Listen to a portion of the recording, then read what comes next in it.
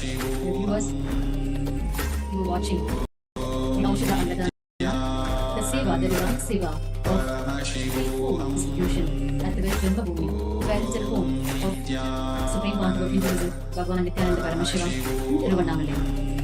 The JanmaBhoomi, the parental home, is the cause of Tiruvannamalai today.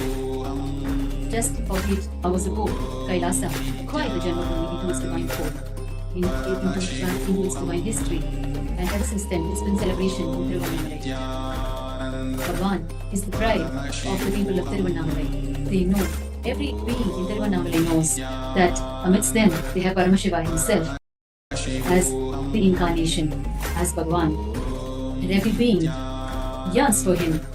And today the entire town is celebrating. All the people of Tiruvannamalai are converging at the JanmaBhoomi of Bhagwan in Tiruvallur Street to partake of this Aushadha Annadana. It is a celebration not just for Kailasa, it is a celebration for all Paramashiva devotees around the world. This historic happening. Tiruvallur Street is today the converging point for the people of Tiruvannamalai. Every day, especially at the end of the day when their day's work is over, they converge at this JanmaBhoomi and stay with each other as one large joint family and partake of this Aushadha Annadana. It is going on as we speak. The heavens are showering. Paramashiva is showering.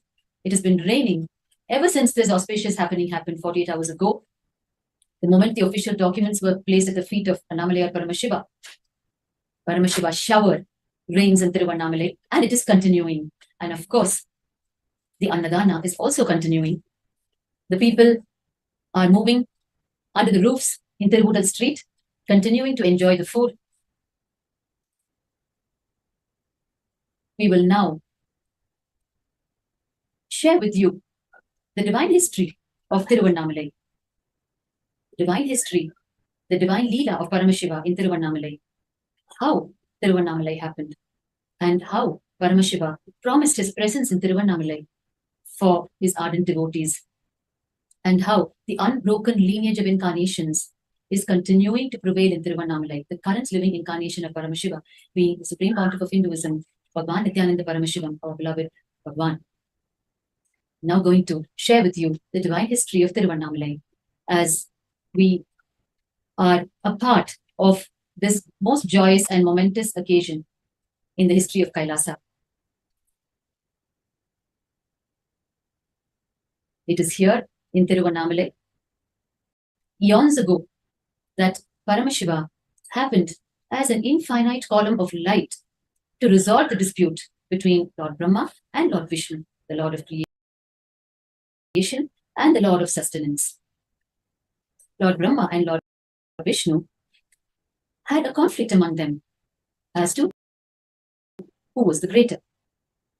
Remember all the happenings in the Hindu history is to teach humanity what it needs to learn. All the divine happenings are in some way or the other to teach humanity, to guide humanity towards enlightenment, leaving the individual self and ego aside.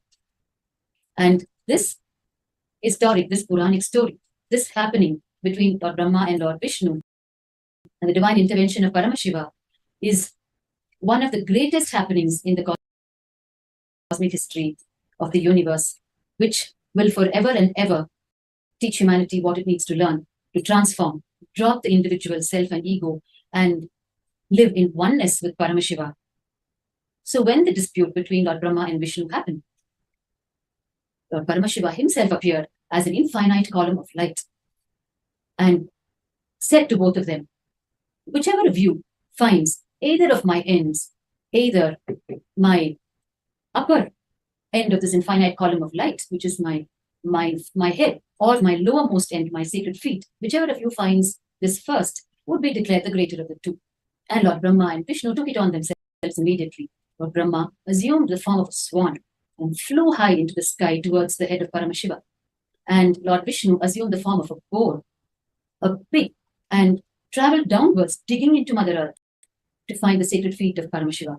Lord Brahma represents the intellect, knowledge, and Lord Vishnu represents wealth, In Hindu tradition, each Hindu god presides over one aspect, one dimension.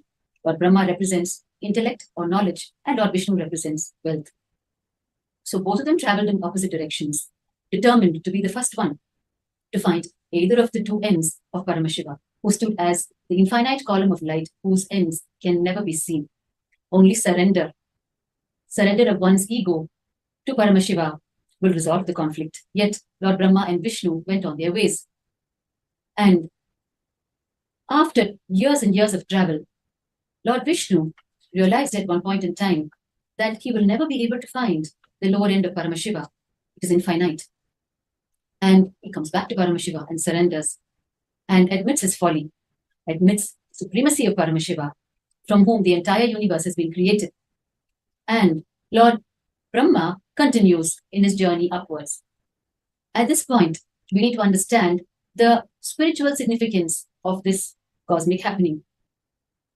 Between wealth and knowledge, between intellect and knowledge, when you are indulging in wealth, sooner or later you will understand that wealth cannot get you everything that you need as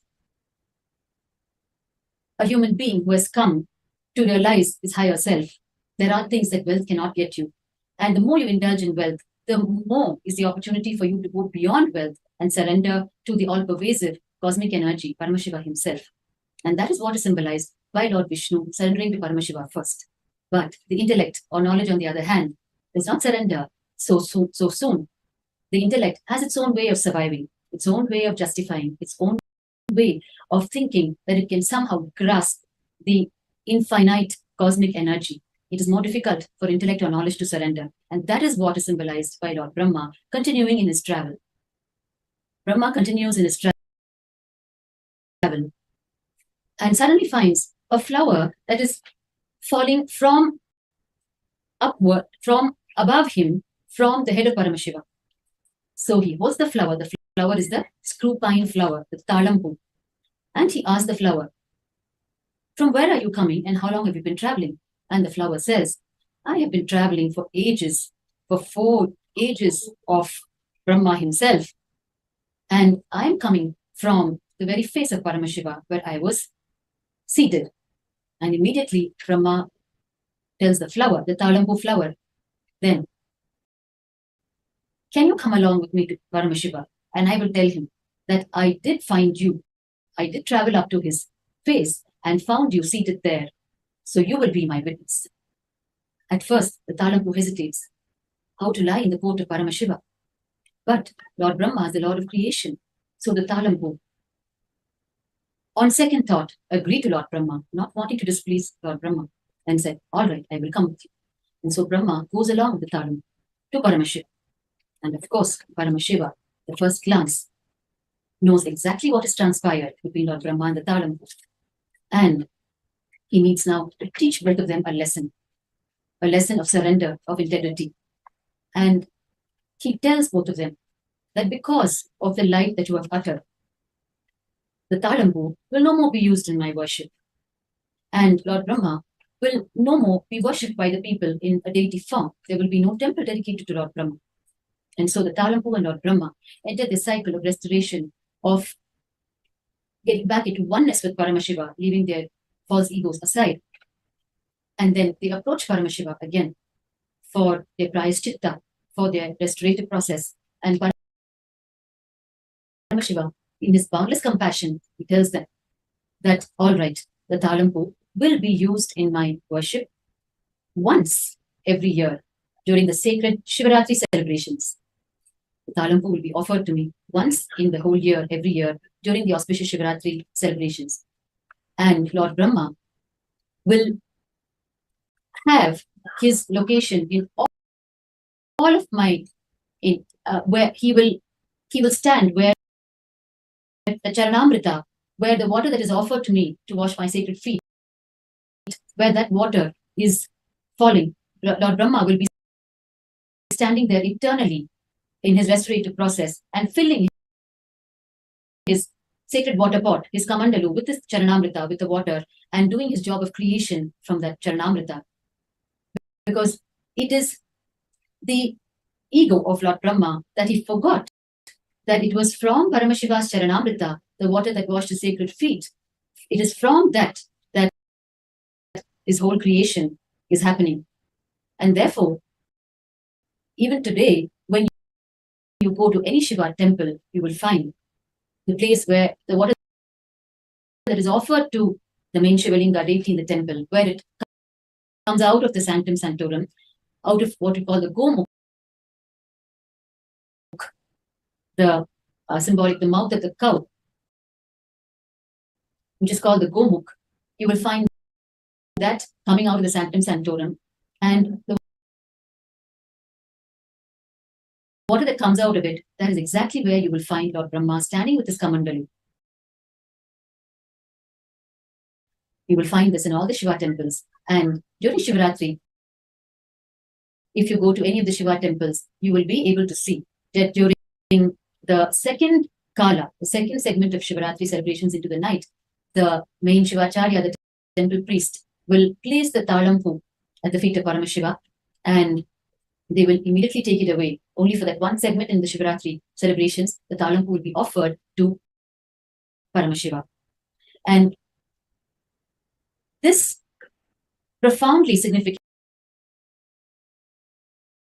happening in the cosmic history in the divine Leelas of Paramashiva is an eternal lesson for the whole of humanity. How to understand Paramashiva and be in oneness with him and radiate him instead of asserting our individual self and egos. And so Lord Brahma and Vishnu go back to Paramashiva and humbly request him how he stood and personally guided both of them and helped them overcome their egos. They request him to be available forever for humanity. This entire happening happened in the divine land of Tiruvannamalai. Paramashiva took the form of the infinite column of light. And Paramashiva, heeding to the humble request of Lord Brahma and Vishnu, gives a threefold promise to humanity. He says, all right, and he first assumes the form of the sacred Arunachala hill. The Arunachala hill in Tiruvannamalai is therefore Paramashiva himself. And once he assumes this form, the devotees are so overjoyed, but almost immediately they sweetly lament, O Paramashiva, you have assumed the form of a hill, but how do we offer everyday worship to you? Can you assume a form where all of us, your devotees, can actually offer worship to you every day? If you remain as only a hill, only the heavens can offer the sacred bath to you, and only the sun god can offer the lit lamp to you. How do we do it? And immediately Paramashiva says he will be present in the second form, which is the form of the sacred Shivalinga. The Aurnachaleshwara Linga in the Arunachaleshwara temple is the second form that Paramashiva took. So his devotees could offer worship to him every day as puja, as rituals. And immediately the devotees were overjoyed and they had a third request. And they requested Paramashiva, O Paramashiva, like how you personally guided us, can you be available always to the people of Tiruvannamalai to guide them? And Paramashiva gave his third promise to humanity, where he said he would always be available as a living incarnation in Tiruvannamalai. And therefore, in the unbroken lineage of incarnations in Tiruvannamalai, Paramashiva has been happening for eons. The current living incarnation of Paramashiva being our own beloved Bhagwan, Supreme Pontiff of Hinduism, Bhagwan Nithyananda Paramashiva. The people of Tiruvannamalai live with Paramashiva and Namalayar in their own hearts, and they know they have amidst them his living representative, his living incarnation, a beloved Bhagwan, to guide them in known and unknown ways, at whose feet they can surrender any of their grievances and restore the eternal bliss in their lives. We will now see some of the depictions of this beautiful divine history of Tiruvannamalai that we just heard.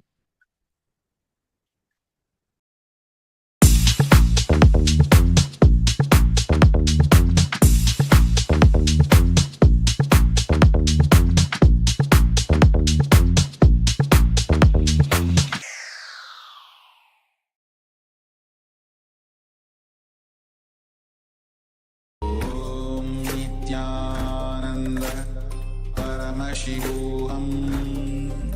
Om Nithyananda Paramashivoham. Om Nithyananda Paramashivoham. Om Nithyananda Paramashivoham. Om Nithyananda Paramashivoham. Om Nithyananda Paramashivoham. Om Nithyananda Paramashivoham. Om Nithyananda Paramashivoham. You are seeing here the beautiful depictions of Paramashiva, who is in the form of an infinite column of light, and along with him are Lord Vishnu and Lord Brahma. This is the depiction of the conflict between Lord Brahma and Lord Vishnu as to who is the greater. And this is a threefold promise of Paramashiva to Lord Brahma, Vishnu, and the whole of humanity. This threefold promise to be always in Tiruvannamalai as the Arunachala hill, as the Arunachaleshwara linga, and as a living incarnation. You are having the darshan of the sacred Arunachala hill and the Arunachaleshwara linga and the living representative of Paramashiva. Starting from Arunagiri Yogeshwara, the depiction you're seeing here is that of Bhagwan Arunagiri Yogeshwara, the living incarnation of Paramashiva, who appears in darshan even today to chosen devotees and who is the guru of our beloved Bhagwan. In 1988, when Bhagwan was around 10 years of age, Bhagwan Arunagiri Yogeshwara appeared as a young sadhu to Bhagwan. It is one of the grandest leelas in the history of humanity and the cosmic history, where Paramashiva himself is the young avatar as a 10-year-old, and Paramashiva himself appears as the guru, as Arunagiri Yogeshwara. And there started a period of 9 months, where Paramashiva plays the divine role of guru and disciple as Arunagiri Yogeshwara and young Bhagwan. And the divine incidents that happened during that period, we will be sharing with you in further segments. So here you're seeing in front of you the threefold promise of Paramashiva to humanity. The fourth form of Paramashiva, not explicitly declared by him, but that which seamlessly manifested in Tiruvannamalai, is he lives as Shiva Sarva Guhashaya, as Shiva, the one who resides in the heart of all. There are innumerable temple towns in India and all over the world, Hindu temples.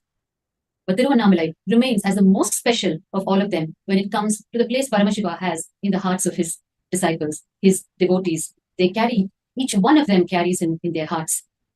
And we can see their connection to Paramashiva, that undaunted surrender and trust that Annamalai is taking care of them, that he will take care of them, come what may. We can feel that connection that they have when they come to any of the Kailasas in Tiruvannamalai and partake of the divine services. The feeling connection between them and Paramashiva can be so explicitly felt when they come to the Kailasas in Tiruvannamalai and relate with Bhagwan, when he's physically present, or when they relate with his Pratyaksha Murti, his life-size deity, his Murti, which is always available in Kailasa and Tiruvannamalai for his devotees to come and surrender. So what you're seeing here is the divine fervor, the feeling connection between the people of Tiruvannamalai and Paramashiva. You're seeing the scriptural reference from Arunachala Mahatmyam, verses that describe the happening of Paramashiva in Tiruvannamalai and his threefold promise to remain as the hill, as the linga, and as the living incarnation. And what you're now seeing is the deity you're seeing in front of you is called the Lingotbhava. When Paramashiva happened as the infinite column of light, with both his ends infinite, it is just an infinite pure column of light that, when it is made into a deity in the Hindu tradition, is called Lingotbhava. What you're seeing in front of you is Lingotbhava. You can see Paramashiva standing inside the column of light, and you can see here, as part of the Lingotbhava deity, on top you can see the depiction of a swan, and at the bottom you can see the depiction of a boar. This is Lord Brahma and Lord Vishnu in the swan and boar forms. You can see Lord Vishnu in the boar form digging downwards to find the feet of Paramashiva, and you can see Lord Brahma in the form of a swan going upwards trying to find the head of Paramashiva. So this deity is the Lingotbhava deity, which is the depiction of Paramashiva appearing as a column of light to resolve the conflict between Brahma and Vishnu. You will find this Lingotbhava deity in all Shiva temples around the world. And where you will find it is when you approach the Sanctum Sanctorum of the main Shiva deity, and when you circumambulate around the Sanctum Sanctorum, exactly behind the main Shivalinga, on the rear side wall, you will find Lingotbhava Darshan. You will find this in all of the Shiva temples. When you circumambulate, when you come around in encircling the Paramashiva deity, on the rear wall, exactly behind the main deity, on the rear wall, you will find this Lingotbhava deity. So next time you visit the Shiva temple, be sure to have the darshan of Lingotbhava, or Paramashiva, in the form of the infinite column of light. and recall this divine happening in the cosmic history and surrender your ego. Request Paramashiva to dissolve your ego. And what you're seeing here is the Talampu, the screw pine flower that stood as false witness to Lord Brahma in the court of Paramashiva, and which is offered, therefore, only once a year at Paramashiva's feet during the sacred Shivaratri celebrations.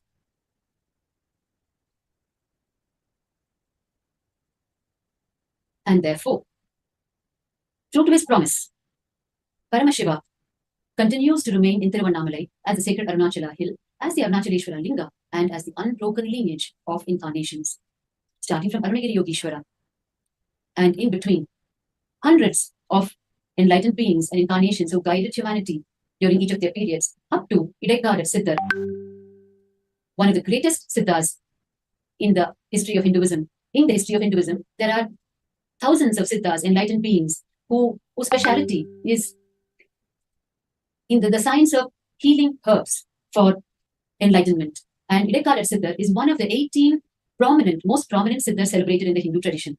Although there are thousands of them, 𝐒𝐞𝐻𝐿 is one of the 18 prominent siddhas.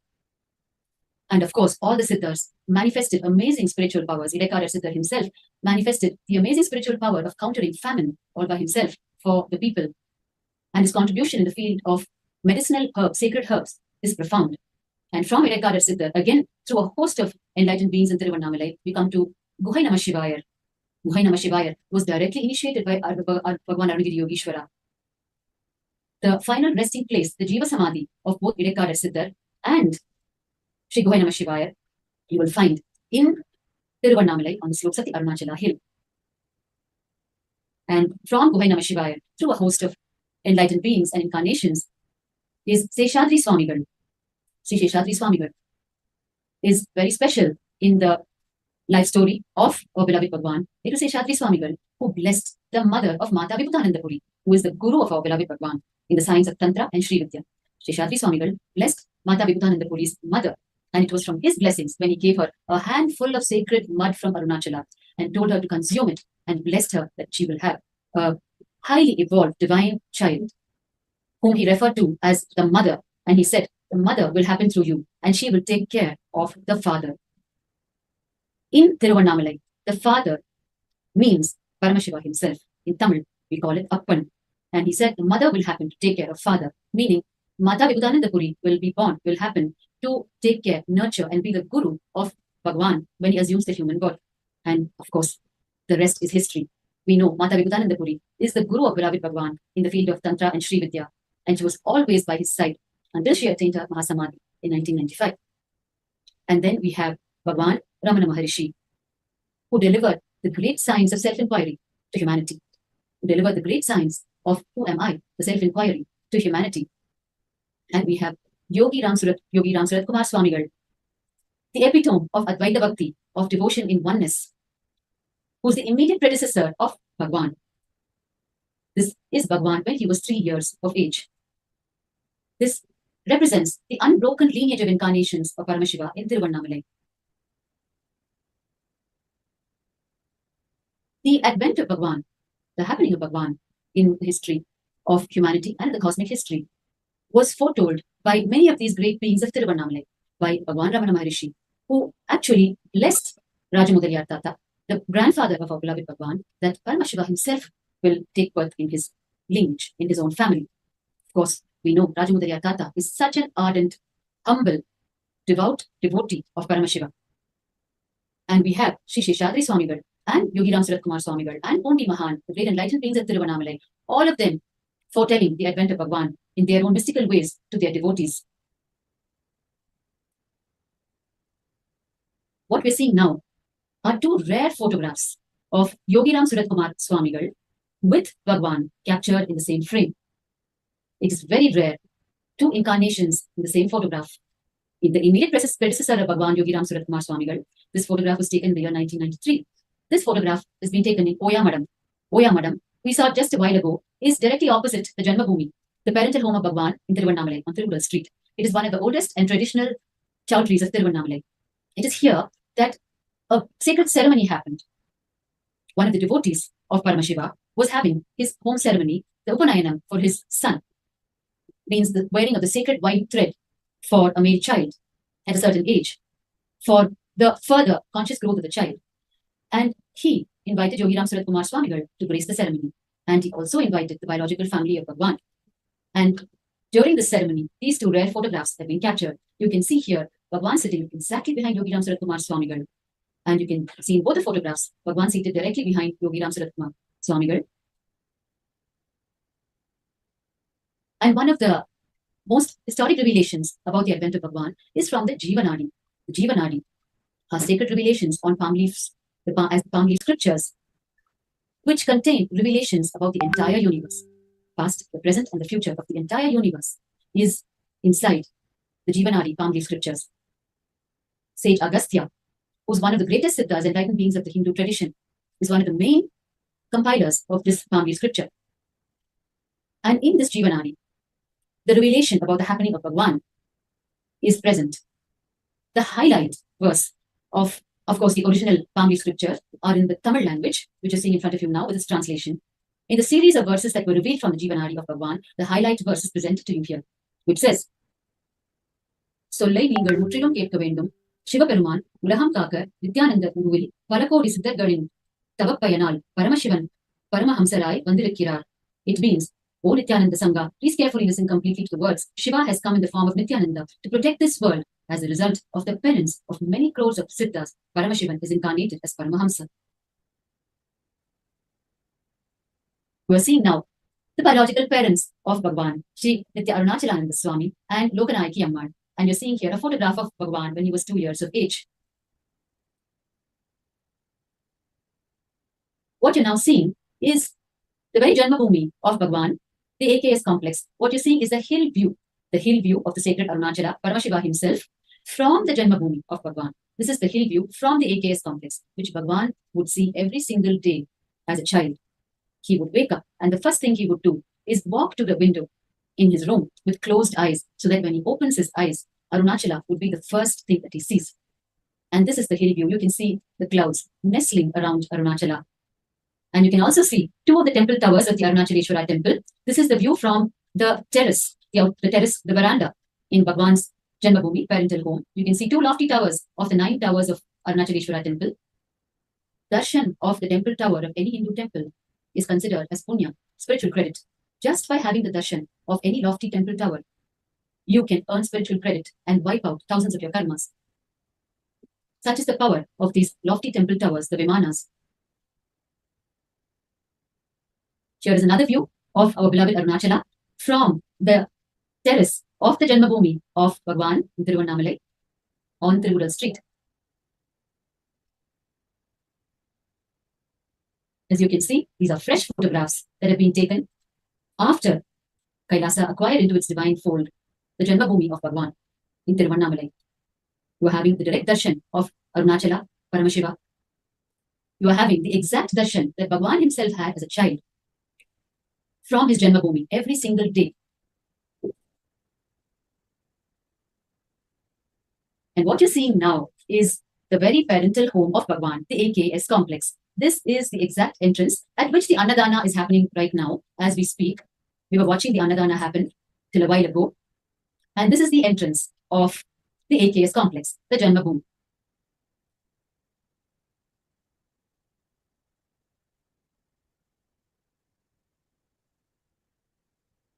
And what you're seeing in this photograph is very significant in the childhood of Bhagwan. It is one of the Leela Sthanas. Of course, the JanmaBhoomi, the parental home, in its entirety is the prime Leela Sthana of Bhagwan. Second to the temple, Arunachaleshwara temple, is where Bhagwan spent most of his life in Tiruvannamalai, the first 17 years. Second to the temple, the 𝐒𝐞𝐿 complex, the JanmaBhoomi, is the prime Leela Sthana. And what you're seeing now, this long corridor is very special because it is in this corridor, which measures actually 108 feet. 108 is a very sacred figure in Hindu tradition, especially in the temple tradition. And it is the divine orchestration that the JanmaBhoomi, the home of Bhagwan, this corridor would measure 108 feet. It is here that Bhagwan as a child conducted all his festivals. He conducted his own festivals in parallel with the festivals of Annamalayar in the Arunachaleshwara temple. Every 10-day Brahmotsavam festival in the Arunachaleshwara temple, Bhagwan would replicate with the utmost creativity and engineering skills in his home complex, this 𝐒𝐞𝐿 complex. And it is here that in this stretch of corridor in the ground floor that he would conduct the processions of Annamalayar back and forth with his team, the first Kailasa team that he inspired for the revival of Hinduism. the revival of Hinduism started here in the AKS complex. Every single Hindu festival would be celebrated here by Bhagwan. And on this stretch of corridor of 108 feet, Bhagwan would conduct the procession of his own Annamalai deity.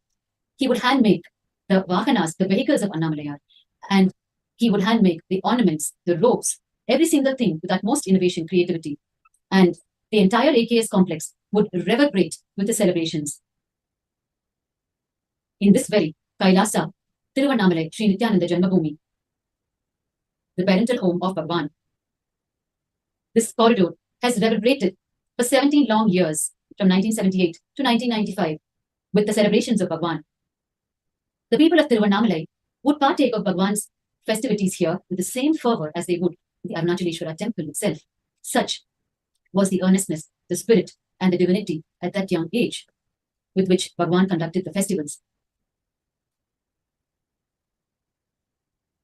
And what you're seeing now in front of you is the very parental home of Bhagwan. This is the room that you will see when you enter his parental home. And this is where our beloved Swami Amma, Bhagwan's biological mother, Lokanaki Ammal, would set up her kitchen. And it is here in this very same hall where Bhagwan also had his altar, worship altar, for the first few years. And later he moved his worship altar to the adjacent terrace area, just adjacent to the kitchen outside. This historic chamber that you're seeing in front of you is where Bhagwan lived the first 17 years of his life in Tiruvannamalai. This place that you are seeing, this very room, has reverberated with his festivities. This is where every single festival that was celebrated at the Arunachaleshwara temple was celebrated by Bhagwan. In this very sacred space. Here is another view of the same room.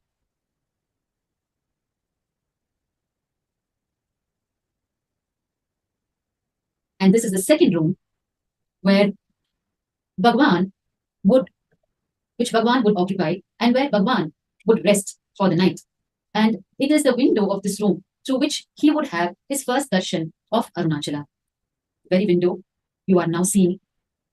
It is through this window that every morning Bhagwan would walk up to with closed eyes and behold his beloved Arunachala as the first thing. Bhagwan has shared in so many of his satsangs, his presidential addresses, how his biological brothers, after watching his everyday morning routine of having the first darshan of Arunachala with closed eyes through this window, they would jokingly try to spin him around before he opened his eyes and make him open his eyes. And in case Bhagwan was forced to open his eyes, he would go right back to where he was resting and he would once again close his eyes and walk up to the window with closed eyes and open it on Arunachala himself. And you are now seeing the terrace view of the Arunachaleshwara temple from the terrace of the JanmaBhoomi, the parental home of Bhagwan. It is in this terrace that Bhagwan set up his worship altar during his later years in Tiruvannamalai.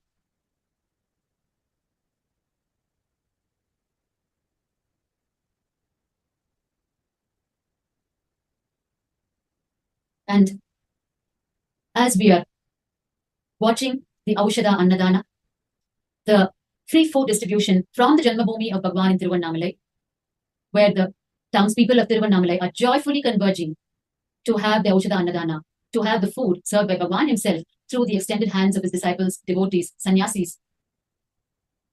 It is Kailasa's supreme aim to offer food security to humanity, to create as many food banks as possible, as many Annamandirs, Annalayas as possible, along with Kailasa's supreme aim of micronations, Hindu universities, spiritual embassies, temple monastery complexes and nunneries, animal shelters, goshalas, libraries, Jnanalaya, organic agriculture.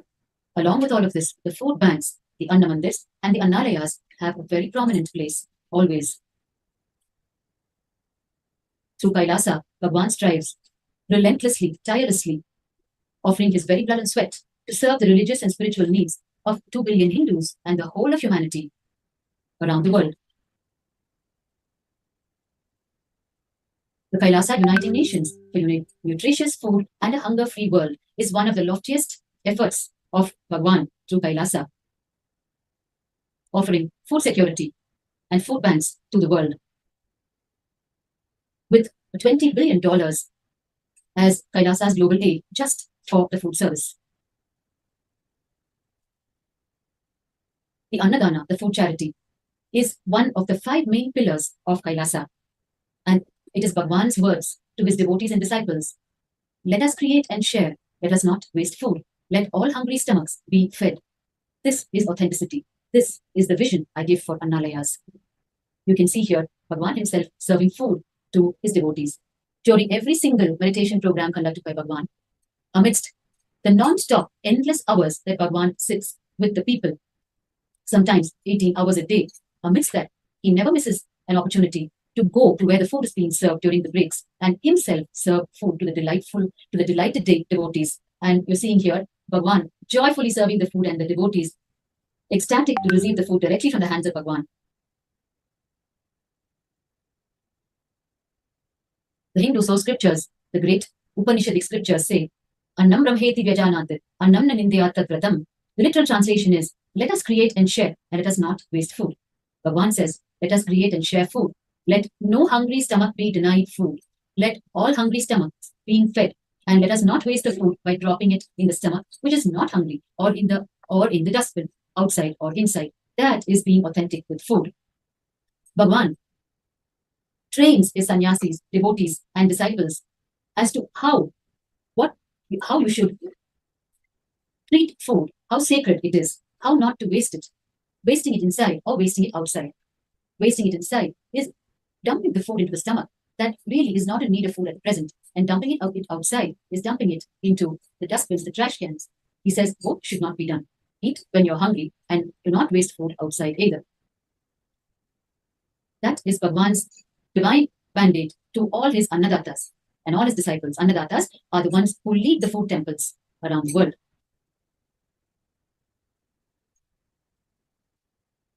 The Annadana, especially in Tiruvannamalai, is completely micromanaged by Bhagwan himself. Every single detail is completely micromanaged by Bhagwan. Lakhs of meals are served at Kailasa Tiruvannamalai. Of course, Kailasa in Madurai, Kailasa in Sripuram, Hyderabad, all Kailasas around the world relentlessly serve Annadana. But especially the Annadana in Tiruvannamalai is closely micromanaged by Bhagwan himself. Continuous contributions of the groceries, the raw materials, the condiments needed to sustain the Aushadha Annadana pours in from all quarters, from those who understand and who are so eager to somehow contribute to the love of Bhagwan for the humanity. And Bhagwan has always told the Annadatas, an elaborate meal of 11 items should always be served to the people when you're serving the Annadana. And along with that, purified drinking water should also be served continuously. And it is a scene to be seen every full moon night in Tiruvannamalai.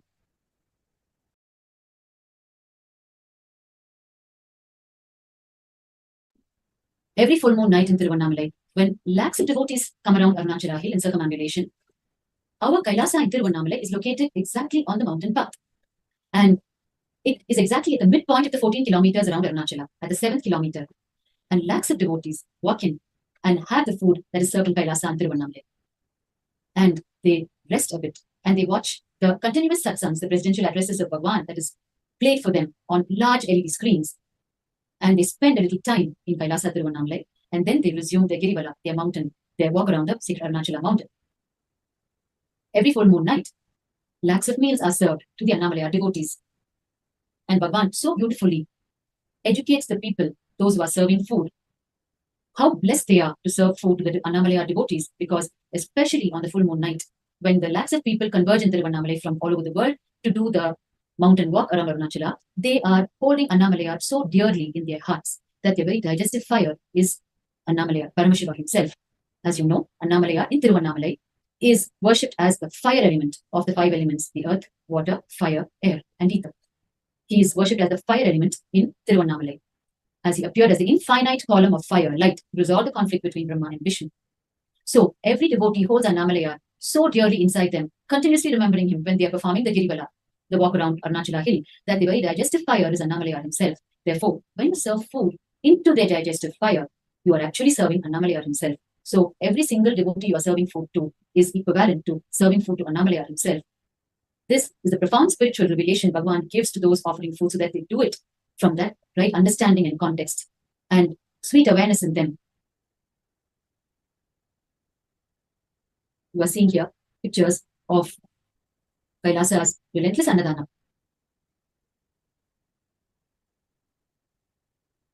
Bhagwan has continuously encouraged organic agriculture so that you grow your own food and serve it to the people, which is so important in your relationship with the universe, doing organic agriculture, which is one of the 5 main pillars of Kailasa in the vision of Bhagwan. Says, start growing organic agricultural products, says Bhagwan. Start growing organic agricultural products, food, vegetables, grains, rice, everything organically, natural way as per 𝐷𝐻𝐻𝐿 tradition, and start making it freely available for first come, first serve. All my sannyasis, Kailasa-vasis should take this as priority.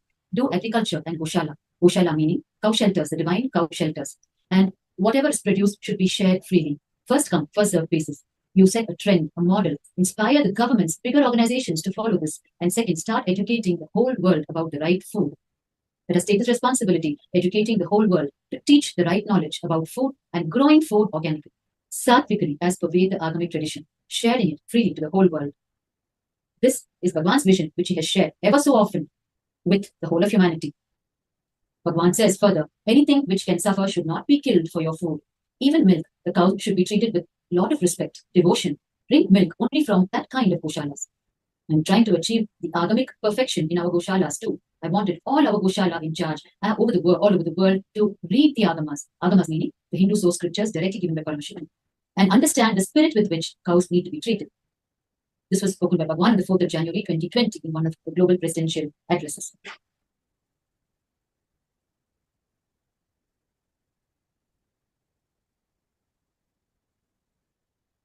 So as we are being part of the joyful celebrations in Tiruvannamalai, of Kailasa's acquisition of the Nithyananda JanmaBhoomi, the parental home of Supreme Pontiff of Hinduism, Bhagwan Nithyananda Paramashiva, our beloved Bhagwan, we are joyfully understanding the divine history of Tiruvannamalai, which is the history of Bhagwan himself as a living incarnation of Paramashiva.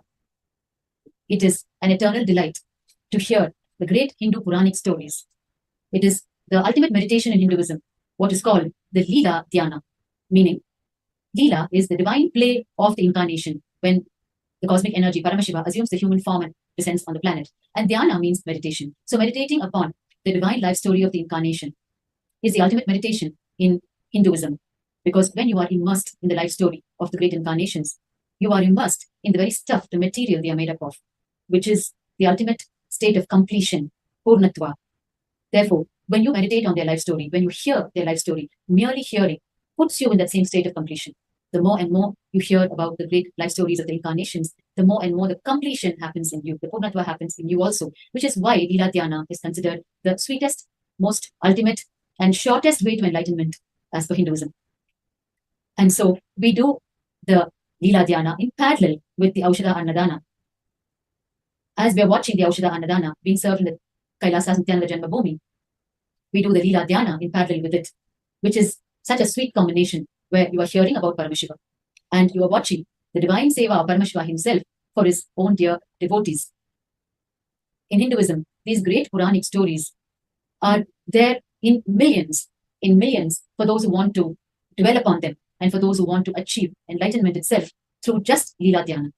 And this Nithyananda JanmaBhoomi is the best place as the current incarnation of Paramashiva's own parental home, which is the main Leela Sthana, where 17 years of Leela has happened. 17 years of Bhagwan's divine life has happened in this JanmaBhoomi. This AKS complex home that we just saw from where the 𝐷𝐻𝐻𝐿 Annadana is happening.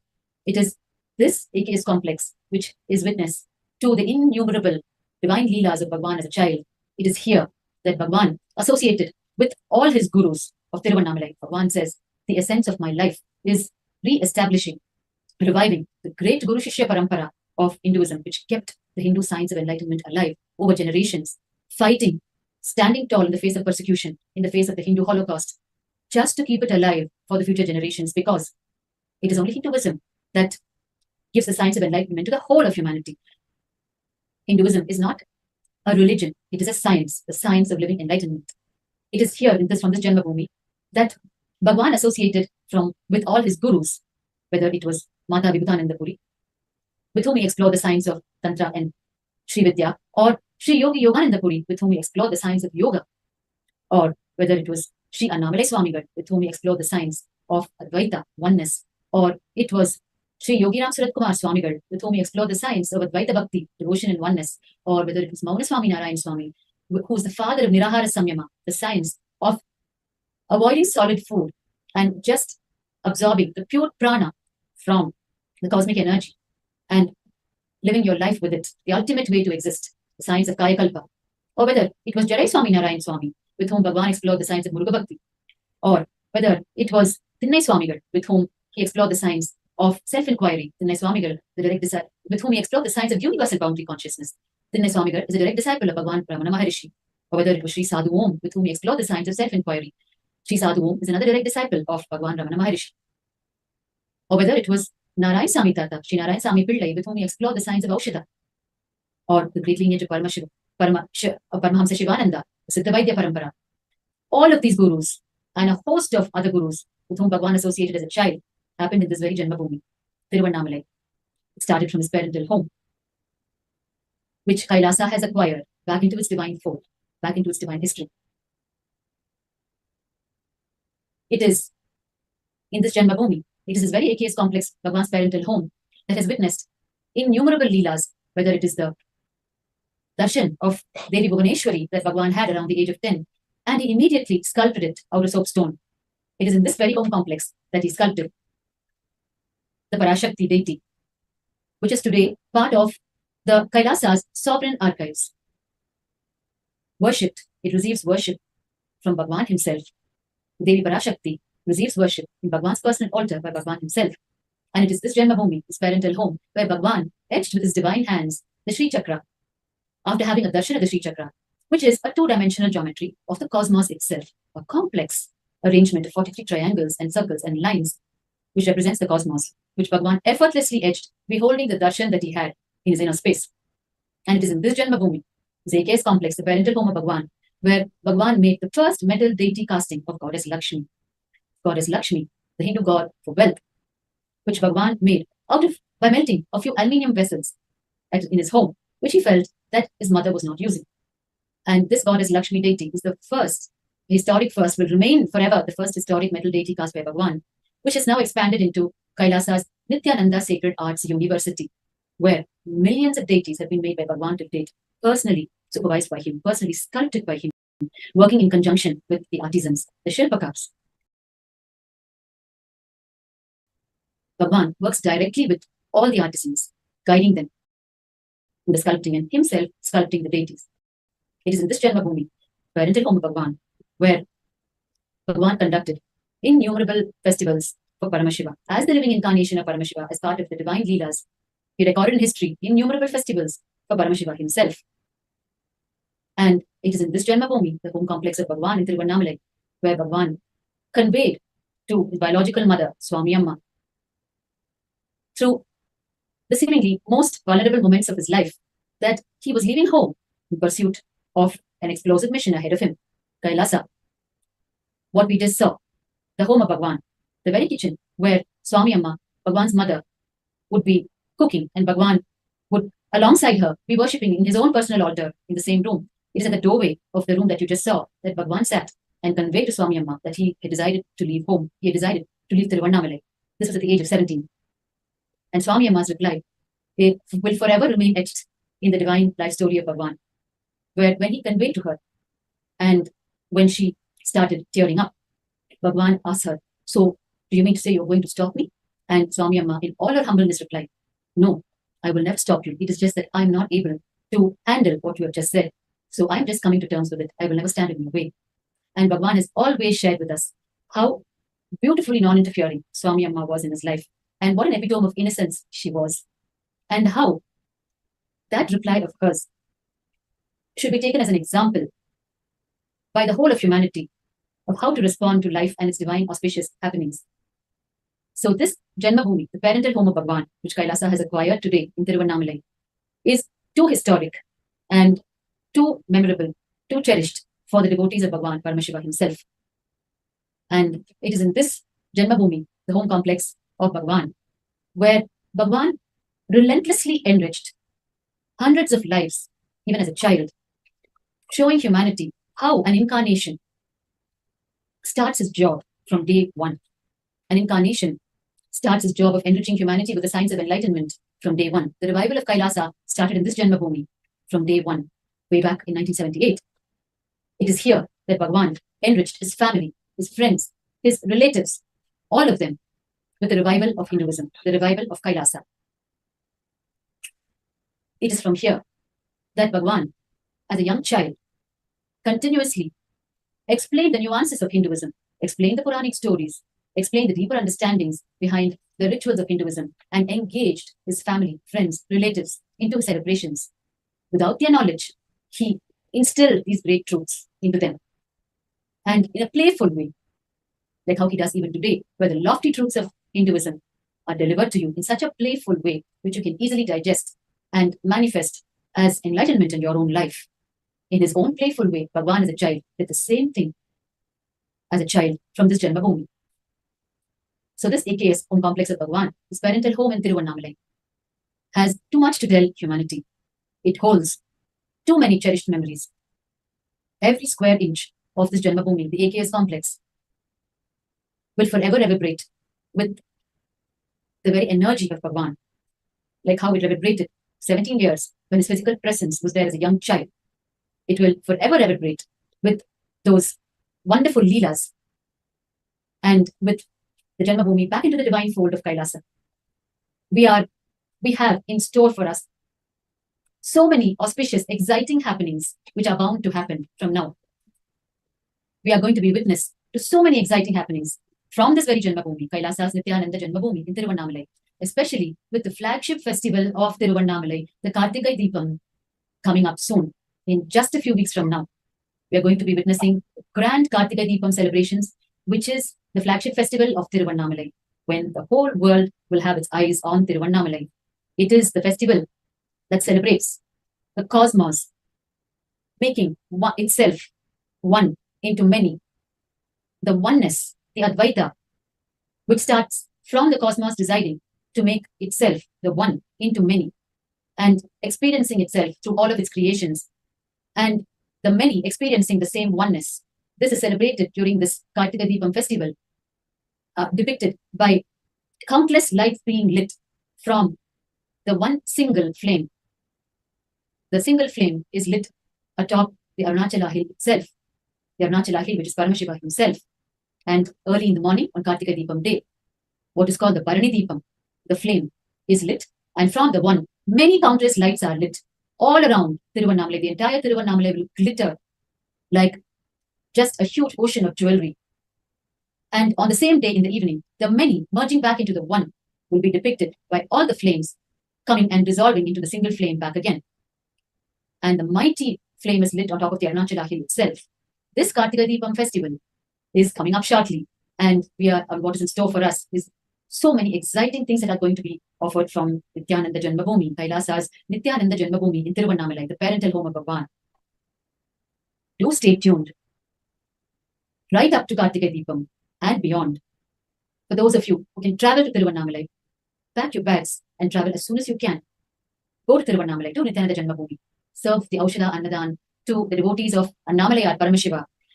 Enjoy such joy, ecstasy, fulfillment, and have the punya, the spiritual credit of serving food into the digestive fire of the Annamalai devotees, which is Paramashiva himself, and have the spiritual credit of serving food to Annamalai Paramashiva himself with every ladle of food that you serve.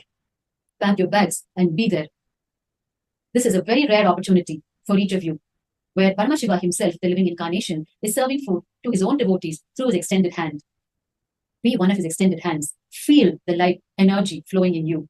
Don't miss the spiritual opportunity of a lifetime. Make it for as many days as you can, or make it at least for one day, when this opportunity, this window is opened by Paramashiva himself. And remember, 𝐶𝐿 is coming up. Don't miss it for anything else. This 𝐶𝐿 is going to be extra special with the Nithyananda JanmaBhoomi back into Kailasa's fold. From the Nithyananda JanmaBhoomi, a host of spiritual services is going to be offered, making this 𝐶𝐿 doubly special. Bhagwan as a child, in the first 17 years of his life, from 1978 to 1995, every Kartika Deepam festival, Bhagwan has celebrated with so much of fervor. And this Kartika Deepam is going to be so special because from the same parental home of Bhagwan, we are going to once again watch the celebrations. Plan yourself now so that you will be available at Kailasa's Nithyananda JanmaBhoomi for the upcoming Kartika Deepam. Especially this year and this year onwards, every year the Kartika Deepam festival is going to have an added speciality to it because of Kailasa's Nithyananda JanmaBhoomi back into the fold of Kailasa. As we have been watching the Aushadha Annadan, the offering of the free food to the Annamalai devotees from the Nithyananda JanmaBhoomi, we also saw how the devotees are simply flocking in with so much of eagerness, so much of enthusiasm, so much of love. The love between Bhagwan and his devotees in Tiruvannamalai is totally different. You can feel what you call in our modern day language a hotline connection. You can see that invisible hotline connection between Bhagwan and each being in Tiruvannamalai. In Tiruvannamalai, Paramashiva resides in the heart of every being. Every being knows that it has reached its final destination. It has reached the feet of Annamalai, Paramashiva, and come what may, Annamalai will take care of them, will give them refuge. Annamalai will nourish their souls. Annamalai will take care of their outer world and inner world needs. And therefore, Bhagwan as the living incarnation of Paramashiva, it is on his shoulders that the entire responsibility rests. And true to his assurance to his devotees, Bhagwan micromanages every single divine seva that happens in Kailasa Tiruvannamalai. The Aushadha Annadana happening in front of your eyes, which we saw just a while ago, is completely micromanaged by Bhagwan himself. It is completely, in every minute detail, micromanaged by Bhagwan.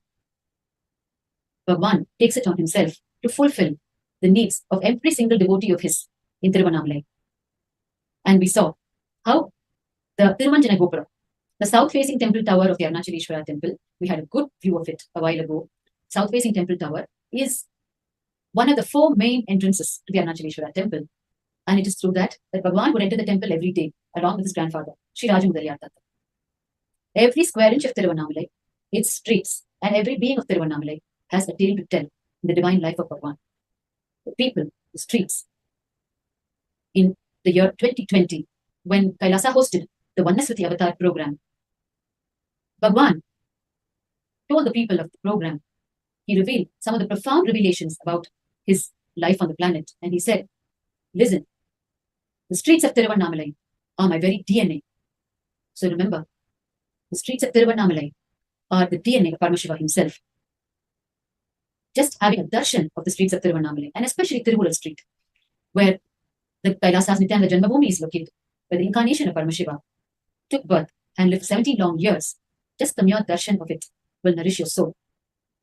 And if you're able to be there physically, then that is what you need to do now. Remember, whatever the incarnation is doing at the moment on the planet is what is needed for humanity. So even if we think we are too busy in our own things, in our own activities that we have planned out for our lives, remember what the incarnation is doing at the moment is the actual need of humanity, which includes you. So even though you may have your personal agenda, remember the agenda of the living incarnation of Paramashiva is the real agenda for you. So somehow be part of it. If you understand this profound truth, you will be able to fulfill your very life purpose. You will be able to fulfill not only your own limited agenda, but the actual purpose of your whole life, 1,000,000 times more than your agenda. It is time that we understand that when the living incarnation of Paramashiva is available on the planet, we need to watch what he's doing every moment. What is his agenda? And somehow be a part of it so that our life attains its purpose, its original purpose. We may think our life is to become a doctor, to become an engineer, to become an architect. But that is only our profession. Our original purpose of coming to the planet is to experience the oneness with the whole of the cosmos, which is enlightenment, to experience the oneness with Paramashiva. That is the agenda of Bhagwan, of the incarnation of Paramashiva. And that is the agenda of Kailasa, the only Hindu nation in the world today. And that is the cosmic principle, the oneness with the whole. And it is only when we experience that oneness that all of what we want to achieve will happen seamlessly, whatever it may be that we want to achieve in our life. Plus, we will achieve the ultimate enlightenment itself. So it is time we raise our consciousness, we raise our frequency of life. We raise our limited agendas of life and tune in to the agenda the incarnation has for each one of us. The incarnation of Paramashiva happens for each and every one of us, whoever we may be, whatever may be our gender, whatever may be our nationality, our caste, our creed, our religion, whatever it may be. The incarnation happens for each one of us. When we understand this profound truth, we will immediately tune into what the incarnation is doing every moment and align our lives to it and move from our personal agenda. Many times people ask, I need to pay my electricity bills. How will spirituality help me in that? How will Kailasa help me in that? Understand, if you align to the spiritual truths, to the cosmic principles, you will not only achieve your electricity bills, you will achieve a million times what you cannot even conceive. With the limited logic, with just our mind, we only know our limited goals, which itself we feel sometimes is so profound, which is so big. But once we start aligning to the cosmic principles, to the agenda of the incarnation, what opens up in us, we will not even have an idea of now, because the very frequency is different. The very frequency will be different when you start aligning. And that happens only when you decide to move from your current agenda and take a deep look into what the incarnation of Paramashiva is doing, because that holds the secret. That is your actual need. There is no separate agenda for the incarnation. The incarnation is just the cosmic energy that took a form and has come down. The incarnation is a pure embodiment of the great cosmic principles. The most profound cosmic principle, Advaita, oneness. The upcoming Kartika Deepam festival is the celebration of the oneness, where the one, God, is not one, but God is oneness. And we, as human beings, as Paramashiva himself, when we start experiencing, when we start radiating that oneness, what we achieve in our life is a million times more than what we can conceive with a small mind, which itself we sometimes think is great. So it is time for humanity to move into the realm of super consciousness, the realm of oneness of Advaita. And what is a better time than now, when the living incarnation of Paramashiva is available in the threefold promise of Paramashiva to humanity in Tiruvannamalai. He has to take a human form and come down to keep up his third promise as the living incarnation. Why? Because to give enlightenment to each being, Paramashiva has to work with each being, for which he has to take a human form. Our cooperation is needed in this particular task of Paramashiva. All the other remaining 4 tasks of Paramashiva, he does seamlessly in the energy form itself, whether it is creation, whether it is sustenance, whether it is putting you in delusion, whether it is rejuvenation, he does it all in the form of the cosmic energy. But to give you enlightenment, which is the 5th task of Paramashiva, which is called Anugraha in Hinduism, he has to take a human form as incarnation and come down. And it is very rare that it happens in the cosmic and human history. So when it is happening right now, when we are also in the human body, we need to make the maximum use of it and look beyond our limited ambitions in life, however lofty we may feel they are. Look beyond it and connect to our higher self and start experiencing the oneness, which will fulfill not only your lofty worldly goals, but which will fulfill your ultimate purpose in life itself. So, as we celebrate Kailasa's acquisition of the Nithyananda JanmaBhoomi, the parental home of Bhagwan in Tiruvannamalai, let us connect to the higher purpose of our life and let us tune ourselves to what the living incarnation of Paramashiva is doing at the moment. And let us be a part of it so that the whole alignment happens with our original life purpose. It is always the history of humanity that when the incarnation is available in the body, we take them for granted and we miss them. Instead of jumping into the whole happening and dissolving ourselves in the ocean, we approach the ocean with our small vessels, pitchers in our hands and try to take back a little instead of immersing in it. So it is really time that we connect ourselves to this divine happening on the planet. And Kailasa is, along with the divine seva of Aushadha Annadana, Kailasa is taking the divine service to the people to offer purified drinking water along with the Aushadha Annadana non-stop 24/7. And as part of this, we are going to right now drill a bore well in this very location in the Nithyananda JanmaBhoomi in Kailasa on Tiruvannamalai Street. Very, very soon now, you are going to witness this happening. As I told you, too many exciting things are going to happen from Kailasa's Nithyananda JanmaBhoomi, and it is shifting gears. It is going to be shifting gears very rapidly. And very shortly now, you will be watching the whole happening of this divine bore well, like how from the Shiva Jadas, the matted locks of Paramashiva, Ganga herself flows to the whole of humanity, nourishing the souls of all the beings who partake of her. You are now going to watch the sacred water springing up at this very Nithyananda JanmaBhoomi in Tiruvannamalai street. You're going to watch the flow of Ganga happening for nourishing the souls of all of them in Tiruvannamalai and all those who come to Tiruvannamalai to surrender to the feet of Annamalayar.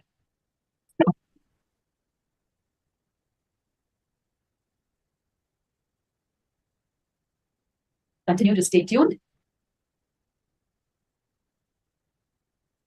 Simply immerse yourself in whatever is happening in Kailasa's Nithyananda JanmaBhoomi, and your soul will be continuously nourished by what you see, what you hear, what you watch from the very comfort of your homes. This is your grandest opportunity to continuously nourish your souls. Drink in what you're seeing as nectar. It is very rare what you're seeing, where the incarnation of Paramashiva himself is presiding over the happenings. Yes, you are now seeing in front of your eyes the bow machine has come, and there is a lot of excitement in Tiruvannamalai street right now, in the site of Kailasa Nithyananda JanmaBhoomi, where a bore well is being drilled to give the divine service of 24 hours purified drinking water along with the Aushadha Annadana to the devotees of Paramashiva.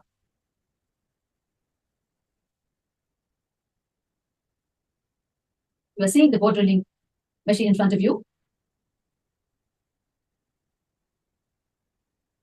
This is the AKS complex, the Parental home of Bhagwan, in Tiruvannamalai street in Tiruvannamalai. And the borewell is being dug.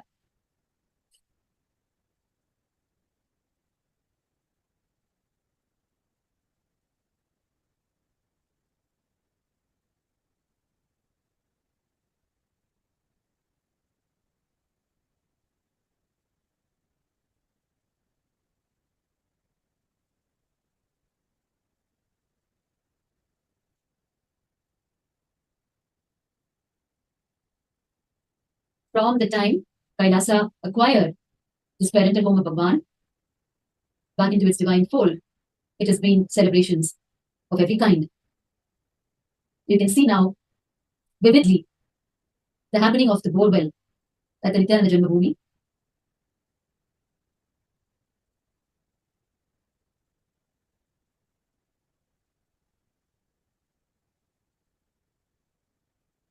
Bhagwan's love for Ganga Mata, the sacred Mother Ganga. Those of us who have been on those most fascinating Himalayan trips with Bhagwan know Bhagwan's love for Ganga Mata. Those of us who have heard Bhagwan talk about Ganga Mata in his innumerable presidential addresses know Bhagwan's love for Ganga Mata. Here you are seeing Ganga Mata about to flow in full flow in Tiruvannamalai, the very abode of Paramashiva, and in the very location, the Nithyananda JanmaBhoomi, where the incarnation of Paramashiva took birth and lived 17 years from 1978 to 1995 during his childhood in this very home. This is Arunachaleshwara. Tirtham meaning the divine water. This is too historic, and fortunate are the souls who are watching this live at this moment. If you can reach out to your friends, family, relatives, reach out to them and have the punya, the spiritual credit of giving them also this darshan of what is happening right now. Let them also see the Arunachaleshwara Tirtham starting to flow.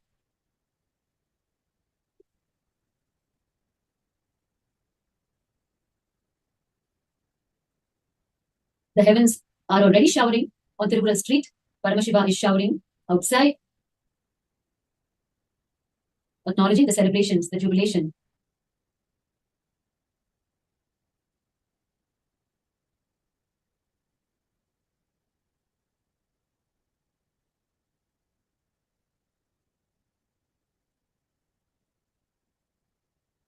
Those of us who have been with Bhagwan to the Grand Himalayas, we know Bhagwan's love for Ganga Mata. we can simply close our eyes and we will hear Bhagwan's resounding voice, Ganga Maiya ki Jai. Hail, Mother Ganga.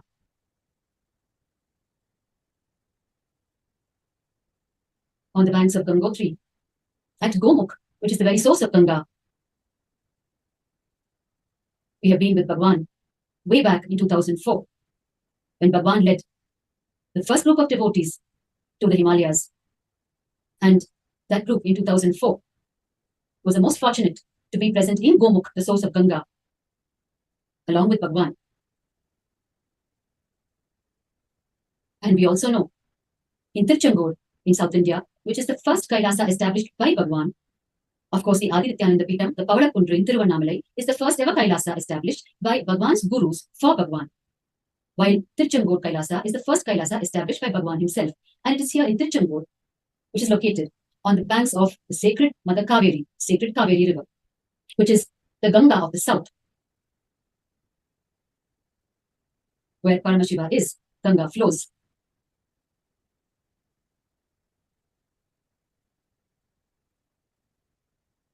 It is Mother Ganga who nourishes the entire civilization,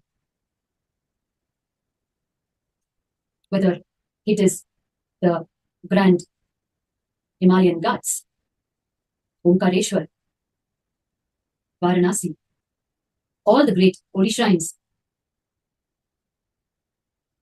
We know in Bhagwan's life what great spiritual significance Ganga Mata has.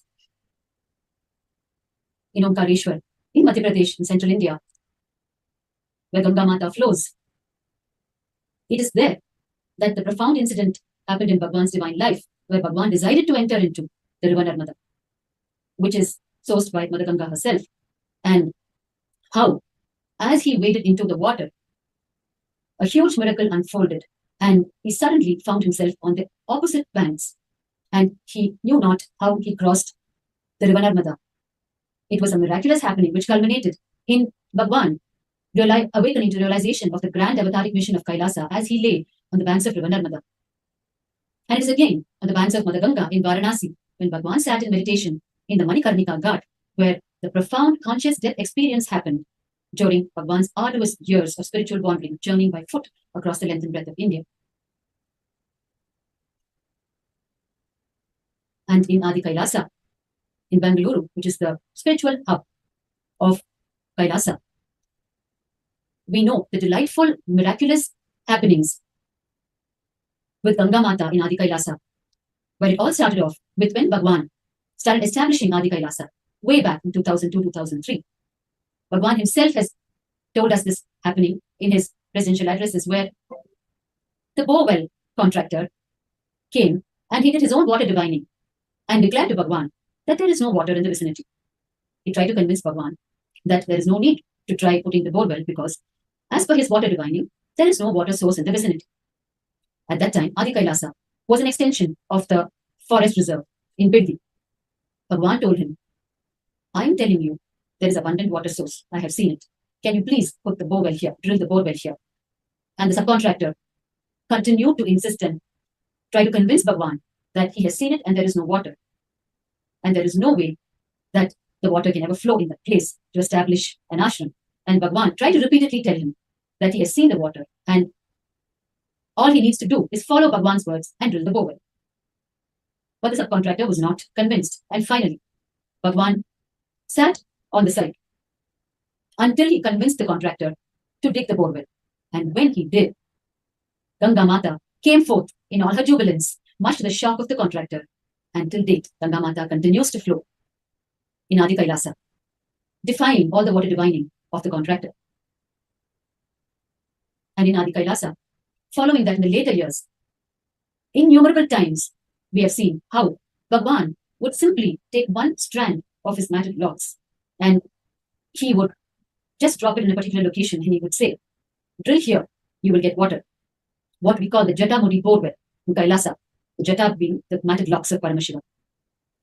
In Adi Kailasa, we have had so many miracles, so many borewell happenings with the grace of Bhagwan.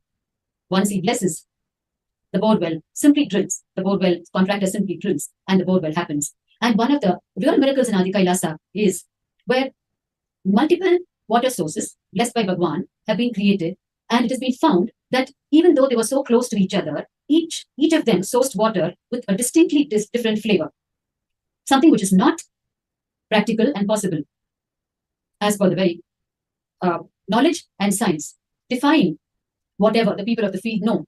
These bore wells continue to exist in Adi Kailasa. We know that in Varanasi, Kashi, in North India, Varanasi is the spiritual capital of India. It is there that Mother Ganga, as she flows against the very current, she takes a U-turn just to wash the feet of Lord Vishwanatha. Paramashiva is known as Lord Vishwanatha in Varanasi. Mother Ganga takes a U-turn to wash the feet of Vishwanatha. And the same thing happens in Kailasa in Tiruchendur, where Bhagwan has installed the Adi Nithyanandeshwara Shivalinga, Paramashiva. And right at the location, the Kailasa Tiruchendur is located, Mother Kaveri, who's known as the Mother Ganga of the South, takes a U-turn to wash the feet of Lord Adi Nithyanandeshwara. The Hindu tradition is so rich and so miraculous. You are seeing now in front of you a bore well being dug with the blessings of the Supreme Pontiff of Hinduism, Bhagavan Nithyananda Paramashiva, our beloved Bhagwan, at the very location at Kailasa's Nithyananda JanmaBhoomi, the parental home of Bhagwan in Tiruvannamalai, which is the latest acquisition of Kailasa. We are celebrating this happening by serving the Aushada Annadana to the people of Tiruvannamalai. And you are now seeing a bore well being created to supply energized Arunachaleshwara to the people of Tiruvannamalai by Bhagwan himself.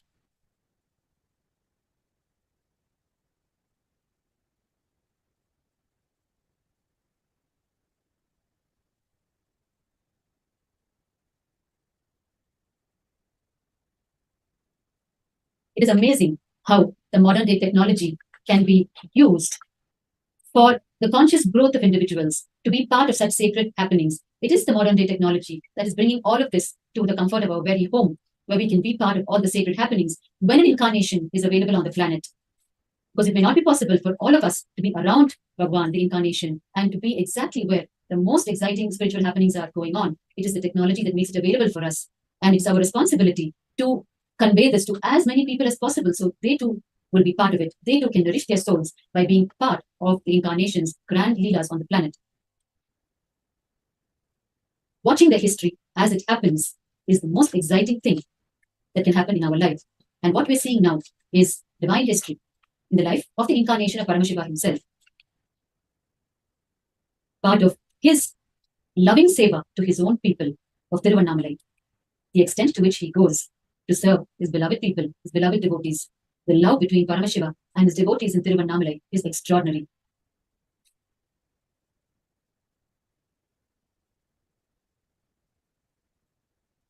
Paramashiva will go to any extent to protect his devotees, to give them what they need.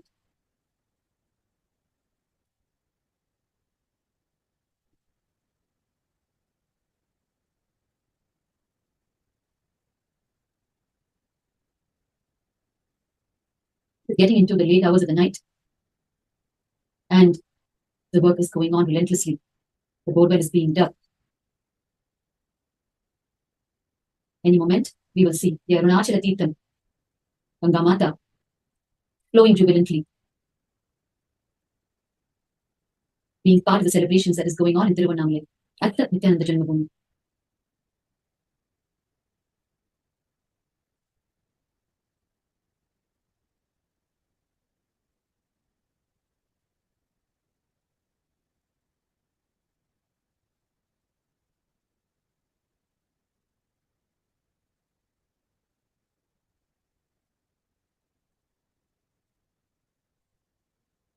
You are seeing in front of your eyes the devotees of Annamalai are in Tiruvannamalai in full earnestness, being part of Paramashiva's own seva to his own beloved people.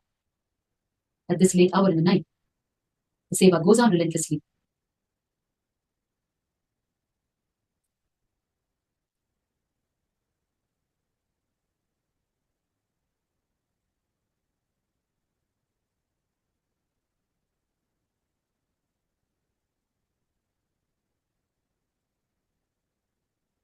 Any effort put in to serve the devotees of the Lord is the sweetest effort for a human being. And it is all the more special and sweet when it is spearheaded by the incarnation of Paramashiva himself.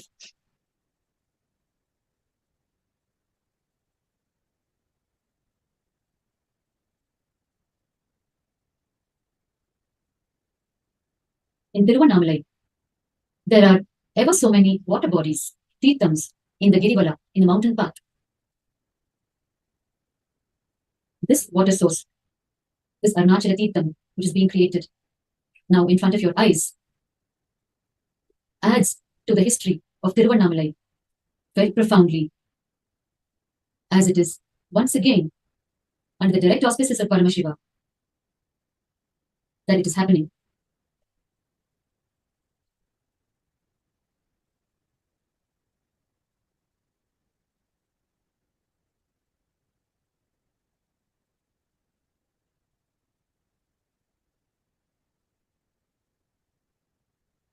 The very air in Nithyananda JanmaBhoomi in Tiruvannamalai must be electrifying with what is going on.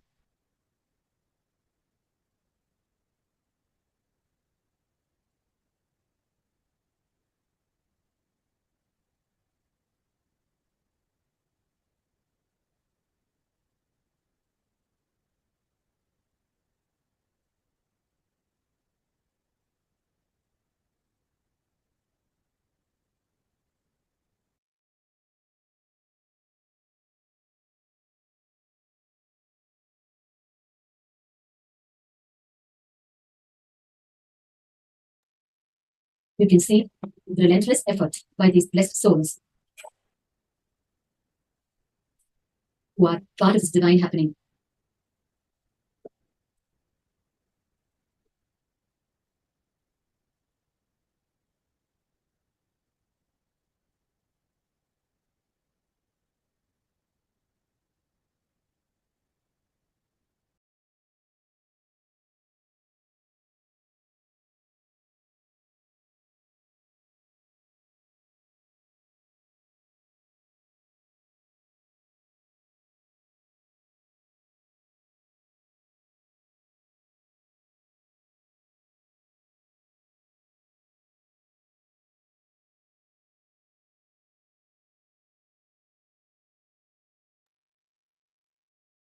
Nityananda பகவான் நித்யானந்த பரமசிவம் அவர்களின் ஆசியுடன் இப்பொழுது நித்யானந்த ஜென்ம இப்பொழுது நீங்கள் நேரடியில் பார்த்துக் கொண்டிருக்கிறீர்கள். அங்கு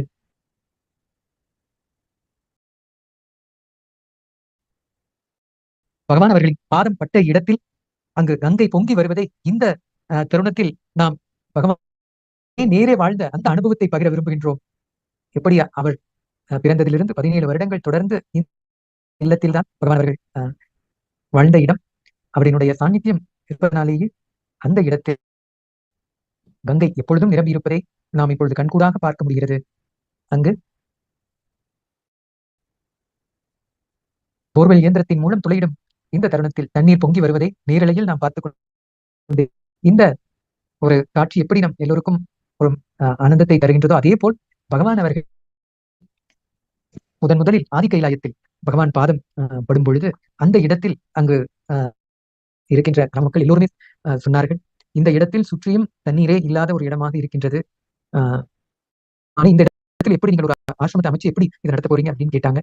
அப்போ பகவான் அவர்களுடைய பாதம் பட்டு வைத்திருந்த அந்த சூலத்தை அந்த பூமாதேவியின் மீது வைத்தார்கள். அந்த நிமிடத்தில் அங்கு கங்கை நேரடியாக வாங்கி வந்ததை நாம் எல்லோரும் அனுபவமாக பார்த்தோம்.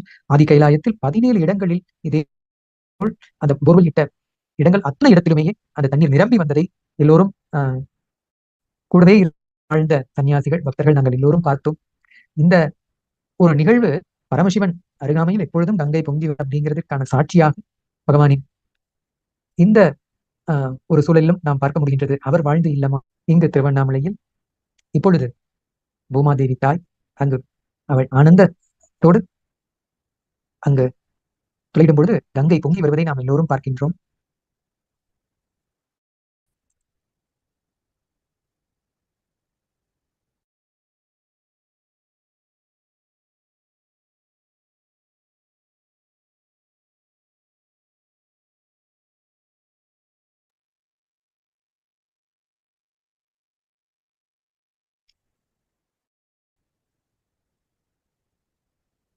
பகவான் அவர்கள் இந்த சாநித்தியத்தில் எப்பொழுதும் அவர் பாதம் பட்ட இடங்கள் எல்லா இடங்களிலுமே கங்கை பொங்கி வரும் நாங்கள் கண்கூடாக பார்த்திருக்கின்றோம். அதே போல் ஆதி கைலாயத்தில் நித்யானந்தேஸ்வரர் ஆலயம் பரமசிவ பரம்பொருளுக்காக இப்படி இங்கு திருவண்ணாமலையில் அண்ணாமலையாரை நாம் எல்லோரும் தரிசிக்கிறோமோ அதே போல் ஆதி கைலாயத்தில் பகவான் அவர்கள் உருவாக்கிய சேத்திரம் பரமசிவனுக்காக ஒரு தங்கத்தால் ஆன ஆலயத்தையே உருவாக்கினார்கள். அந்த ஆலயத்திலும் பகவான் அவர்கள் பாதம் பட்ட அந்த தருணத்திலே அங்கு கங்கை பொங்கி வந்து அந்த இதே போல் போர்வெல் இயந்திரத்தை வைத்து துளையிட்டு இந்த தண்ணீர் எடுக்கும் பொழுது பொங்கி வந்து அந்த தீர்த்தம் அங்கு நித்யானந்தேஸ்வரர் ஆலயத்தில் நாம் பார்க்க முடிந்தது. அதே போல் இன்று இங்கு பகவான் அவர்கள் பிறந்த இல்லமான நித்யானந்த ஜென்மபூமியில் நாம் இந்த காட்சியை பார்ப்பது கண்கொள்ளா காட்சியாகும்.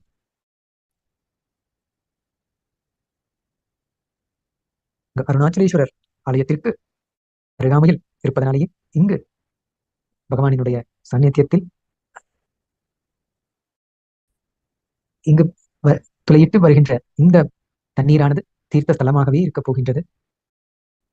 இங்கு அண்ணாமலையாரின் பக்தர்கள் இங்கு வந்து தரிசனம் செய்ய வருகின்ற அத்துணை பேருக்கும் பகவான் அவர்கள் தொடர்ந்து அவர்களுக்கு ஔஷத அன்னதானத்தை வழங்கிக் கொண்டிருப்பதை நாம் எல்லோரும் பார்த்தோம் சில மணி நேரத்திற்கு முன்பு. இப்பொழுது பகவான் அவர்கள் அந்த எல்லா சேவைகளுமே அந்த அண்ணாமலையாரின் பக்தர்களுக்கு வழங்கும் பொருட்டாக மிகவும் துரிதமான வேகத்தோடு அங்கு எல்லா சேவை பணிகளும் கிடைக்க வேண்டும் என்பதற்காக 24 மணி நேரமும் தொடர்ந்து அங்கு பக்தர்கள் அவர்கள் உழைத்து அங்கு வருகின்ற நபர்களுக்கு எல்லா வசதிகளும் செய்து தர வேண்டும் என்பதற்காகவே இயந்திரத்தின் மூலம் போர்வெல் இயந்திரத்தின் மூலம் அங்கு துளையிட்டு அங்கு தண்ணீர் வர வைக்கும் இந்த ஒரு செயலை செய்து கொண்டிருக்கிறார்கள். இந்த நேரலையும் நாம் பார்த்துக் கொண்டிருக்கின்றோம்.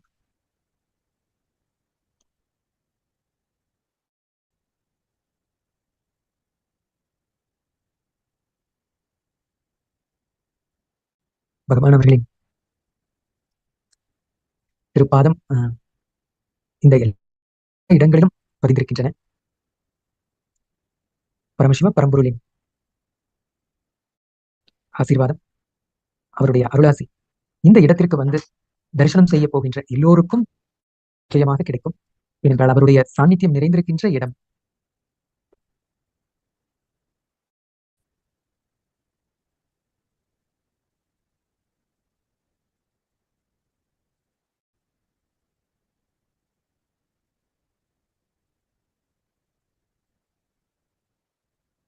வருகின்ற பக்தர்களுக்காக எல்லா நன்மைகளும் கிடைக்க வேண்டும் என்பதற்காகவே இவ்வளவு துரிதமான வேலைகளை பகவான் அவர்கள் பொறுப்பெடுத்து அந்த நாள் முதல் இன்று வரை தொடர்ந்து பகவான் அவர்கள் உழைத்துக் கொண்டிருக்கிறார்கள். கடந்த 30 வருடங்களாக பகவானினுடைய பெரும் கடின உழைப்பின் வெளிப்பாடுதான் இன்று ஒரு மிகப்பெரிய நாட்டையே உருவாக்கிறார்கள். கைலாயம் எனும் இந்த திருநாடு அவர் வாழ்ந்து அவர் அனுபவித்த இந்த திருவண்ணாமலை சக்தி சூழல் இந்த ஞான சூழலியலை உலகம் முழுதும் இருக்கின்ற எல்லோரும் பெற வேண்டும் என்பதற்காகத்தான் இந்த கைலாயம் இந்த திருநாட்டை உருவாக்கி இருக்கிறார்கள். இன்று நாம் எல்லோரும் பயன்பெறும் வகையில் அது எல்லா வகையான தேவைகளையும் தொடர்ந்து மக்களுக்கு கிடைக்கச் செய்கிறார்கள்.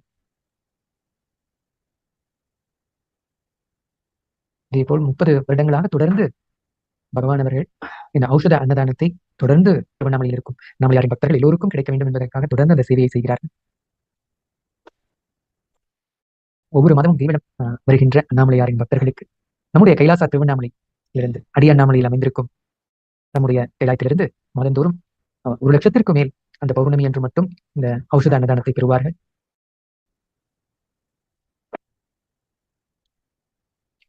இந்த வரலாற்று சிறப்பு நிகழ்வான் நித்யானந்த பூமியில் இப்பொழுது அங்கு போர்வெல் மூலம் அங்கு தண்ணீர் எடுப்பதற்கான செயலை செய்து கொண்டிருக்கும் இந்த நிலையை நாம் பார்த்துக் கொண்டிருக்கிறோம்.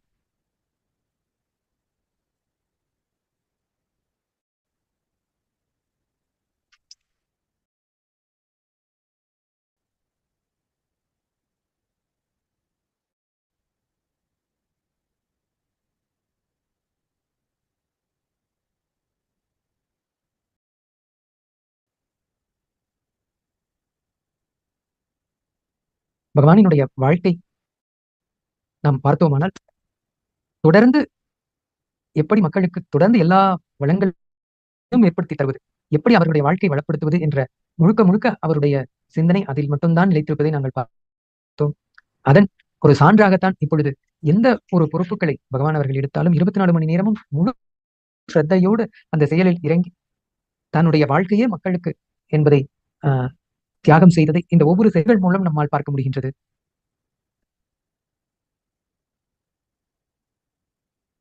அங்கு வருகின்ற அன்பர்கள், பக்தர்கள் அவர்கள் எல்லோரும் முழு பலனையும் பெறும் வகையில் அங்கு நித்யானந்த ஜென்மபூமியில் தொடர்ந்து அந்த தண்ணீர் வருகின்ற எல்லோருக்கும் கிடைக்க வேண்டும் என்பதற்காகவே இந்த போர்வெல் இயந்திரத்தின் மூலம் தண்ணீரை வர வைக்கும் இந்த செயலை பகவான் அவர்கள் மிகுந்த பொறுப்போடு எடுத்துக்கொண்டு செய்து கொண்டிருக்கிறார்கள்.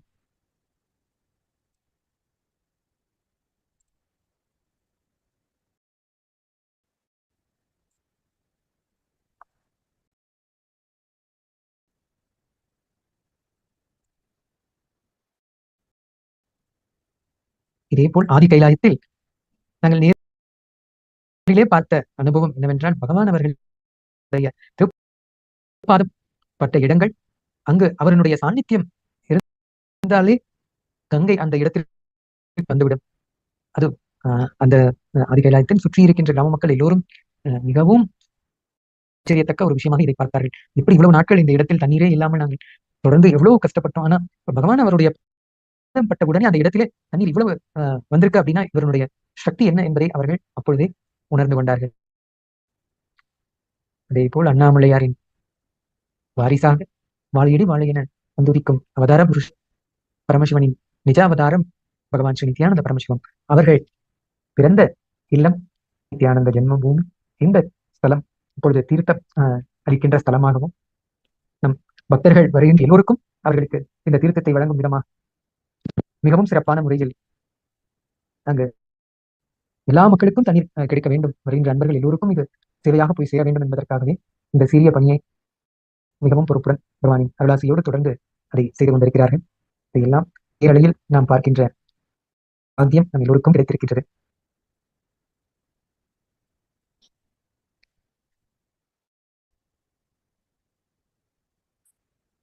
கடந்த 30 வருடங்களாக தனி ஒரு நபரின் கடின உழைப்பினாலேயே பகவான் அவர்கள் உருவாக்கிய ஒரு மிகப்பெரிய நாடு கைலாயத்தின் நாடா இருக்கின்றது. அவருடைய திருப்பணியை சிறு வயதிலிருந்தே பகவான் துவங்கி இருப்பதை நாம் எல்லோரும் உணர முடியும். அதாவது 16வது வயதில் அவருடைய குருமார்களுள் ஒருவரான மாதா விபுதானந்தபுரி இசைக்கு சுவாமிகள் இவர்கள் எல்லோரும் பகவான் உடைய தந்திர குரு என்று அழைக்கப்படுபவர்கள். அவர்களுக்கு வேதாந்தமும் தந்திர சாஸ்திரங்களும் பகவானுக்கு கற்றுக் கொடுத்தவர்கள்.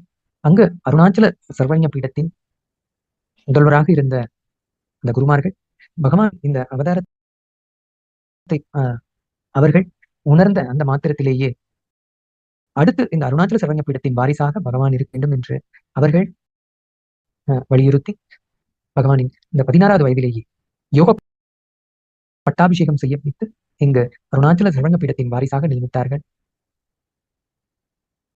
அந்த நாள் முதல் பகவான் அவர்கள் இந்த அருணாச்சல சர்வஞ பீடத்தின் பொறுப்பை எடுத்த அந்த கணத்திலிருந்தே தொடர்ந்து இப்பொழுது 30 வருடங்களாக அங்கு திருவண்ணாமலையில் அண்ணாமலையாரை வலம் வரும் பக்தர்கள் ஒவ்வொருவருக்கும் எல்லா சேவைகளும் கிடைக்க வேண்டும் என்பதற்காகவே பகவான் அவர்கள் முதலில் ஔஷத அன்னதானத்தை துவங்கினார்கள். மற்றும் வருகின்ற எல்லா அன்பர்களுக்கும் அவர்களுடைய நோயை தீர்ப்பதற்காக, அவர்களுடைய உடல் நலம் அடைய வேண்டும் என்பதற்காக தியான சிகிச்சை அளித்து வருகின்ற எல்லோருக்கும் உடல் நலத்தை தந்திருக்கிறார்கள்.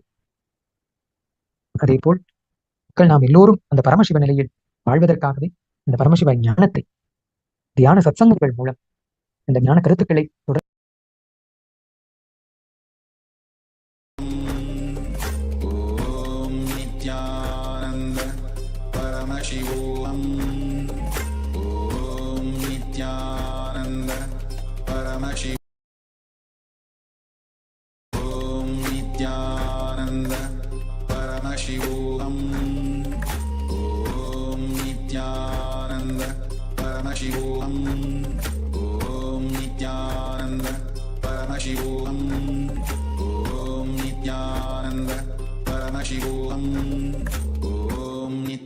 And the viewers, we are all part of this most momentous and joyful happening in Kailasa Sri Nithyananda JanmaBhoomi, the parental home of our dear Bhagwan, the very AKS complex, the home complex belonging to Bhagwan in his childhood, where he lived from 1978, from 1995, 17 long years, and Kailasa has acquired this home complex back into its divine fold, and we're celebrating the acquisition of Kailasa of the Nithyananda JanmaBhoomi. And as part of it, the divine sevas have started, and we have been witnessing the non-stop Aushadha Annadan, the free food distribution to the people of Tiruvannamalai by Bhagwan through the extended hands of his devotees, to his devotees. And we have now been witnessing another exciting happening at the Nithyananda JanmaBhoomi in Tiruvannamalai, which is the creation of the sacred water body, the Arunachaleshwara, Ganga Mata herself, about to flow at the Nithyananda JanmaBhoomi. We are witnessing the digging of the bore well to achieve the same with the blessings and grace of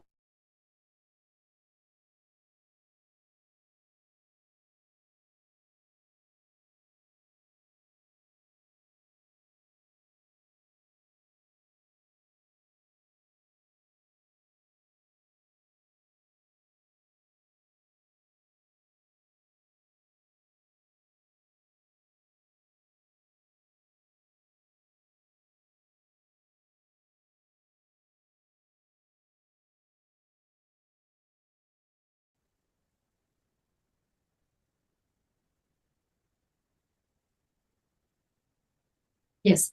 For those of you who are tuning in now, we are going to do a quick recap of some of the delightful highlights of our beloved Bhagwan's life in this JanmaBhoomi, Nithyananda JanmaBhoomi in Tiruvannamalai, Bhagwan's parental home, where he assumed the human body, took birth, and lived 17 years unbroken from 1978 to 1995. You are seeing now in front of you Bhagwan's grandfather, maternal grandfather, Sri Rajamudaliyar Tata, and also the photograph of Bhagwan when he was about 2 years of age. Sri Rajamudaliyar Tata lived just 2 streets away from Bhagwan's home in Tiruvallur Street. Rajamudaliyar Tata's home is in Kannikovil Street. Today it is called the Rajarajan Street. Raju Tata's home is just 2 streets parallel to Bhagwan's home in Tiruvannamalai. What you're seeing now are beautiful photographs from Bhagwan's life. Sri Rajamudaliyar Tata and his wife, 𝐿𝐴𝐴𝐴𝐴, you're seeing in the center of the screen. And to your right, you are seeing a photograph from the marriage ceremony of Bhagwan's parents, 𝐊𝐚𝐢𝐥𝐚𝐬𝐚 and Sri Nithya Arunachaleswara Swami. Sri Rajamudaliyar Tata has played a very significant role in the life of young Bhagwan in Tiruvannamalai.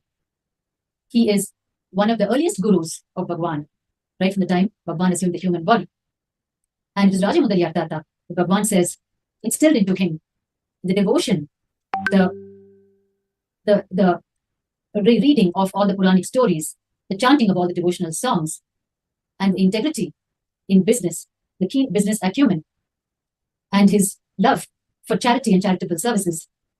Bhagwan has always told us in so many of his presidential addresses how Rajamudaliyar Tata lived as an example of all these attributes, and how the people of Tiruvannamalai held Rajamudaliyar Tata with great respect just by virtue of his sheer integrity, just by virtue of his sheer charitable nature, of the consistency with which he lived the quality of his life. And Bhagwan has taught us through his relationship with his own maternal grandfather how you need to learn from elders, how you need to imbibe their greatest qualities.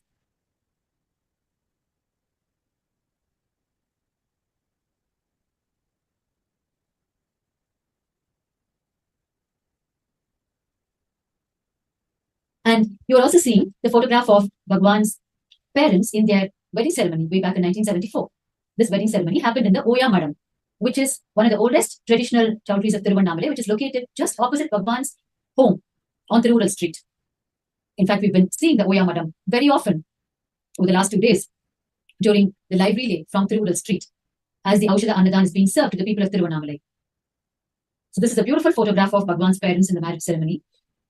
And it is 𝐊𝐴𝐴𝐴𝐴's parents who are Rajamudaliyar Tata and 𝐿𝐴𝐴𝐴. 𝐿𝐴𝐴𝐴 Party meaning grandmother. 𝐿𝐴𝐴𝐴 Party she was a silent and strong support to Rajamudaliyar Tata, upholding all the great family values, the great traditions of Hinduism. And she held the family. And not only that, she supported Sri Rajamudaliyar Tata in all of his philanthropic activities. Rajamudaliyar Tata's home was always open to anyone who wanted a meal. And it was 𝐊𝐴𝐺𝐻𝐿𝐴 who ensured that it was available for the people.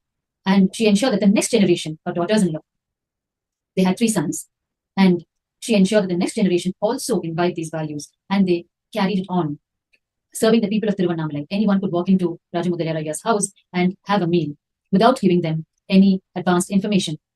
So it was an open house in Kanikoval Street, 𝐺𝐻𝐿𝐴 Tata's home. And not only that, 𝐺𝐻𝐿𝐴 Tata would always, at the end of the day, when he was closing up, winding up his grain shop on Monday Street, he would set aside 10% of his day's earnings for charity. And anyone who approached him, he would be the first one to give them what he could. And the whole of Tiruvannamalai knew that if they approached 𝐺𝐻𝐿𝐴 Tata for donations for their services, he would be the first one to give. And he was considered a good omen, like a good luck in their venture for whatever they did. So they would always approach 𝐺𝐻𝐿𝐴 for their first donation, and he would give it unfailingly. And Bhagwan has shared with us how Bhagwan, right from the time he was born, he has spent so many days in 𝐺𝐻𝐿𝐴 Tata's house, which is just 2 streets away from the JanmaBhoomi, from his own home complex. And he says, so many days I would just wake up hearing the puja bell of my grandfather.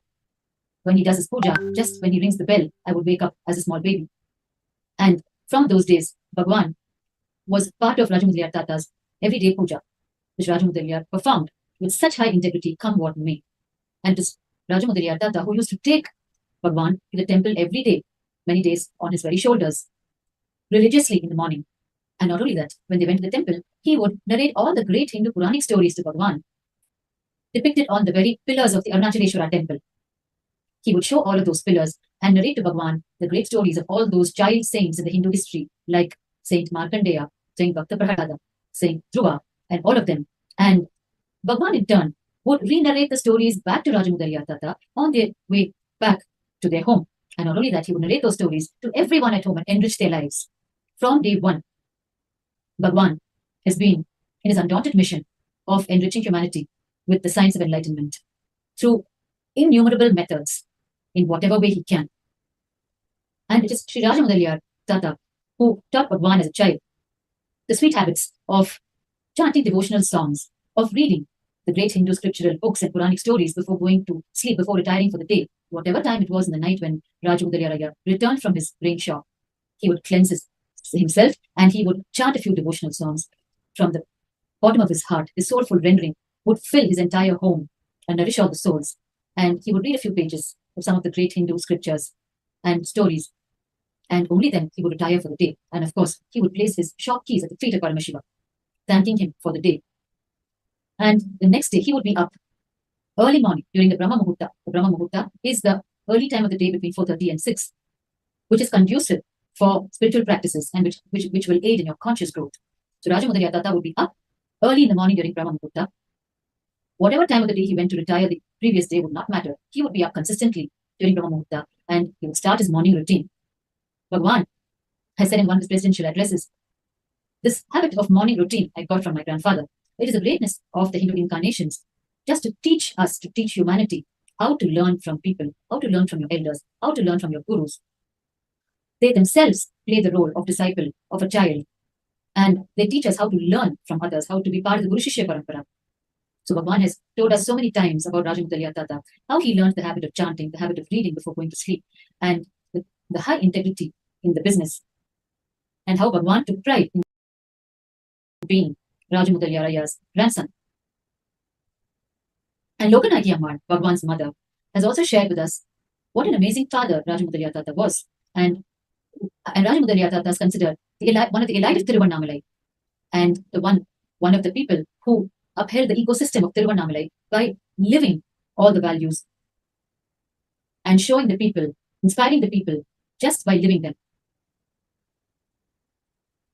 And what you now see is the Thiruvanjana Gopuram, which is the south-facing temple tower of the Arunachaleshwara temple. And this is the road that leads back into Bhagwan's home on Tiruvannamalai Street, Kailasa's Nithyananda JanmaBhoomi today, which Kailasa has acquired into its divine fold. So when you step out of Bhagwan's parental home on your way to the temple, this is the road that leads directly to the temple on the southern side. Bhagwan's biological family lived and still lives in the southern side of the temple. As per the 𝐿𝐴𝐷𝐸𝐻 itself, which is the source Hindu scriptures directly revealed by Paramashiva, it says that on the southern side of the temple, the gurus, the enlightened beings, the incarnations will reside. And on the northern side, the temple priests, the Shivacharyas will reside. And true to the Kamika Agama, in Tiruvannamalai, on the northern side, in what is called the big street, the Periyatheru, you will find the homes of all the Shivacharyas, all the temple priests of Arunachaleshwara temple. And on the southern side, you will find so beautifully the entire biological family of Bhagwan residing. And the Kailasa 𝐿𝐴𝐷𝐸𝐻 JanmaBhoomi on Tirugula street is, of course, part of the southern side of the Arunachaleshwara temple. So it is this road that is in front of you, leading directly to the temple on the southern side. This is the very road that Bhagwan would take with his grandfather every day as a child, going to the temple in the morning and the evening. And of course, in just a few years, Bhagwan was on his own, racing to the temple and waiting all night to get back to the temple the next day morning, and very often spending even the nights in the temple. Bhagwan was an integral part of the Arunachaleshwara temple, the temple priests, the Shivacharyas, and the entire, all the communities, all the people who looked after the temple, always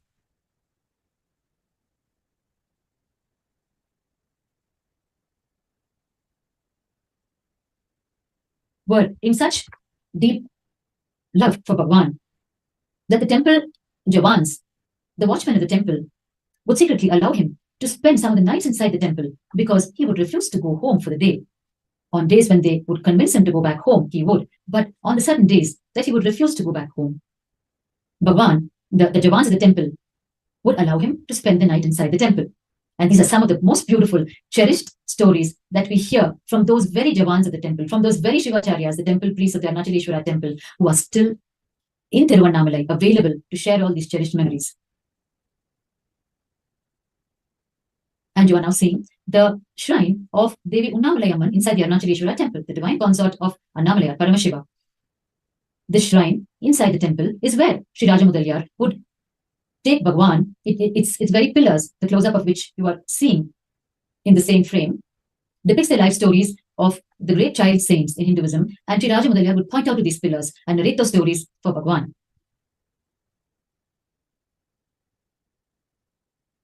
What you're now seeing is inside the puja room of Sri Raja Mudaliyar in his home. You're seeing the very bookshelves, which has the books of Sri Raja Mudaliyar, the very books he used to read before going to retire for the day, the collection of books that he had.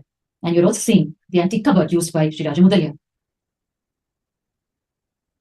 And here you're seeing the maternal uncles of Bhagwan and Bhagwan's older brother, all of them sharing their sweet memories of Bhagwan and Bhagwan's relationship with Sri Raja Mudaliyar. They share how sweetly Sri Raja Mudaliyar would teach Bhagwan and all of them the beautiful chants, and how finally Bhagwan would sing all those chants while Raja Mudaliyar immerses himself in the worship, and how Bhagwan as a child would assist Sri Raja Mudaliyar in the puja, in adorning the deities with the robes, in wiping the deities dry after the Abhishekam, the various offerings to the deity. And they all very fondly recall how Bhagwan was a favorite grandson of Sri Raja Mudaliyar because of the great inclination, the spiritual inclination that he showed. They shared such an intimate relationship. And now what you're seeing is the very grain shop, the rice shop of Sri Raja Mudaliyar, located on Mandi Street in Tiruvannamalai, which is the heart of the marketplace of Tiruvannamalai. It is a street bustling with activities where all the market activities happen. And this is Sri Raja Mudaliyar's grain shop. And this is the very desk and chair where he sat and conducted the business.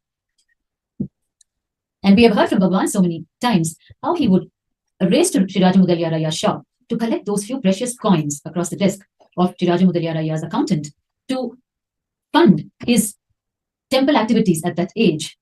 Whatever he wanted to buy to offer to Paramashiva, whatever he wanted to do to pursue his spiritual and religious activities, he would say, my grandfather was one of my funders. So this is exactly where our beloved Bhagwan would come and collect those precious coins. And Sri Raja Mudaliyar's shop continues to function till date, ably managed by his own sons. Here you are seeing Sri Raja Mudaliyar with his business peers. Sri Raja Mudaliyar was such an active personality right up to his last breath, who never retired from life, who held his office, his shop keys till his last breath, although he had 3 sons who could have easily made him retire early. He was very active in his business circles. He was the president of the General Trading Merchant Association. You are seeing here, Sri Raja Mudaliar is in the center. He's been garlanded. And he was equally active in the spiritual circles of Tiruvannamalai. You can see here Raja Mudaliar, a devout personality that he was, with a band of holy ash on his forehead. He's part of the grand temple celebrations that are going on in Tiruvannamalai. He was a spiritual activist to the core. Today, we hear Bhagwan teaching the whole world about spiritual activism. Be a spiritual activist, enrich people continuously, and nurture the four tattvas of integrity, responsibility, authenticity, and enriching. Personalities like Sri Raja Mudaliar live the four tattvas in their life, which is why they are considered epitomes of the very ecosystem of Tiruvannamalai. Sri Raja Mudaliar was a spiritual activist to the core. Simply by living, he inspired people. And he went around the Arunachala hill well unto his last days, stopping by and offering Abhishekam, the sacred bath, to the 8 Shivalingas in the 8 cardinal directions that are located in the Girivala, in the mountain path of Arunachala.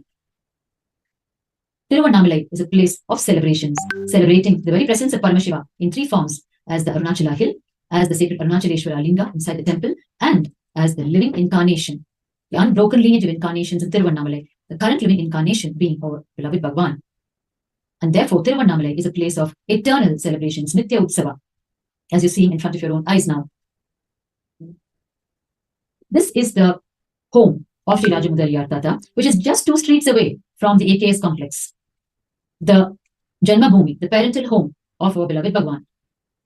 Tiruvannamalai is a small township, and the people function as a single large joint family, where they know each other so intimately, and everything is close by. The marketplace, the temple, the whole town functions around the temple. The temple is the hub of the entire town of Tiruvannamalai. And Sri Raja Tata did not even own a bicycle till his last breath. He walked the streets of Tiruvannamalai to achieve whatever he wanted to, whether it was his business or it was a social call or whatever it may be. He made it by walk, and he remained healthy till his last breath, with hardly 2 or 3 visits to the hospital during his entire lifespan. And here you are also seeing the interior of Raja Mudaliar's house. You are seeing the very hall where Sri Raja Mudaliar would offer annadana, free food, to the sannyasis every single day before he had his own meal. He would go onto the streets and invite sadhus, the sannyasis, to come and have food. This is the puja room of Sri Raja Mudaliar and his own deities, the deity of Lord Ganesha and the Shivalinga, Paramashiva himself. You are seeing now, this deity, this Ganesha deity, is especially significant because it is one of the 4 deities that Bhagwan himself fed food to and who consumed the food fed by Bhagwan. We know at the age of 3, Bhagwan had a deep spiritual experience of Savikalpa Samadhi, oneness with Lord Ganesha, which culminated in Lord Ganesha appearing and consuming the food offered by Bhagwan. As soon as it happened, Bhagwan raced to this very Ganesha and 2 other Ganeshas, one belonging to his uncle, to his uncles, and this Ganesha also consumed the food offered by Bhagwan, and therefore holds a special place in the Avatara Leela, in the divine life of Bhagwan.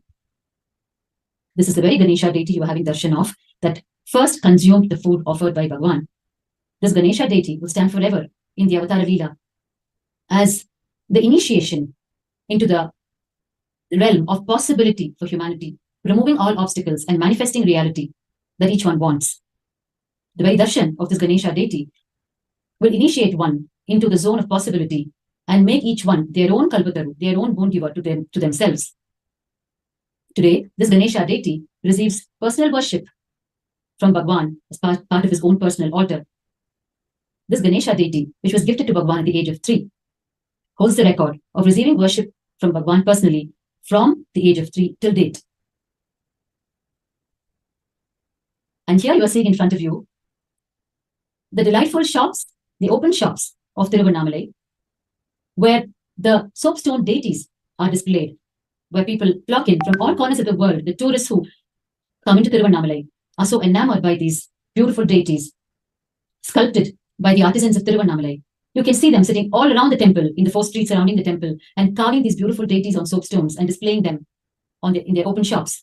And this particular shop, open shop you're seeing, is actually next to the Manjana Gopuram, the south-facing temple tower, next to Bhagwan's own home. And it is from one of these open shops that Bhagwan was gifted the Ganesha deity, where he pointed out to the Ganesha deity that he saw on the streets and said he wanted it, and his father, Sri Arunachaleshwara Swami, gifted it to him at the age of 3. And what you're seeing here is the eastern facing temple tower of the Arunachaleshwara temple, what is called the Rajagopuram, which is the grandest tower in any temple in Hindu tradition, the eastern facing temple tower. And just in front of this Rajagopuram, you will find even today the grounds where temporary stages are erected during the flagship festivals of the temple, and spiritual discourses are hosted where the great orators, those who educate people with all the Hindu Puranic stories and who teach the great truths to the people through this, they come to Tiruvannamalai and give their spiritual discourses. And Bhagwan as a child was an unfailing participant of all of these spiritual discourses. And it is here that Bhagwan actually heard the story of a child saint called Nambiandar Nambi who fed food to his Ganesha deity, and the Ganesha deity came alive and consumed the food. And it was this deep listening that Bhagwan gave that inspired him to feed his own Ganesha deity. And this is the kitchen, the Madapalli of the Arunachaleshwara temple. And you're seeing the photograph of Sundaramurti Ayya, who was, at the time Bhagwan was a child, who was in charge of the Madapalli. And it was from him that Bhagwan requested and took offering for his own Ganesha deity when he was attempting to make Ganesha consume the food. And what you're now seeing is photographs of the first recorded public function organized by Bhagwan himself around the age of 10. And this is inside the Arunachaleshwara temple in the 5th circumambulation path, where this Ganesha deity resides. And it is to this Ganesha deity that Bhagwan offered the first recorded public function, inspiring his entire team of the children in Tiruvannamalai, who are literally the first batch of Kailasa volunteers for the grand revival of the Hindu tradition. It's a very historic photograph, fortunately recorded for posterity. And you can see Bhagwan right next to the Ganesha deity.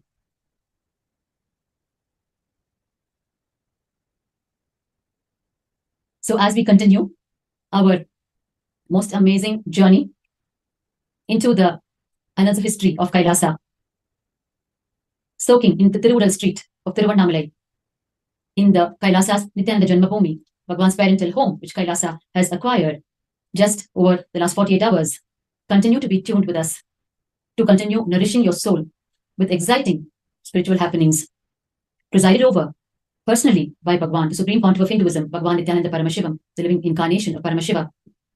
And nourish your souls with the happenings. And those of you who can, pack your bags and move towards Tiruvannamalai and be a physical part of these most auspicious happenings that are going on currently in Kailasa's Nithyananda JanmaBhoomi. Be a part of the divine seva. Continue to be tuned to us to see more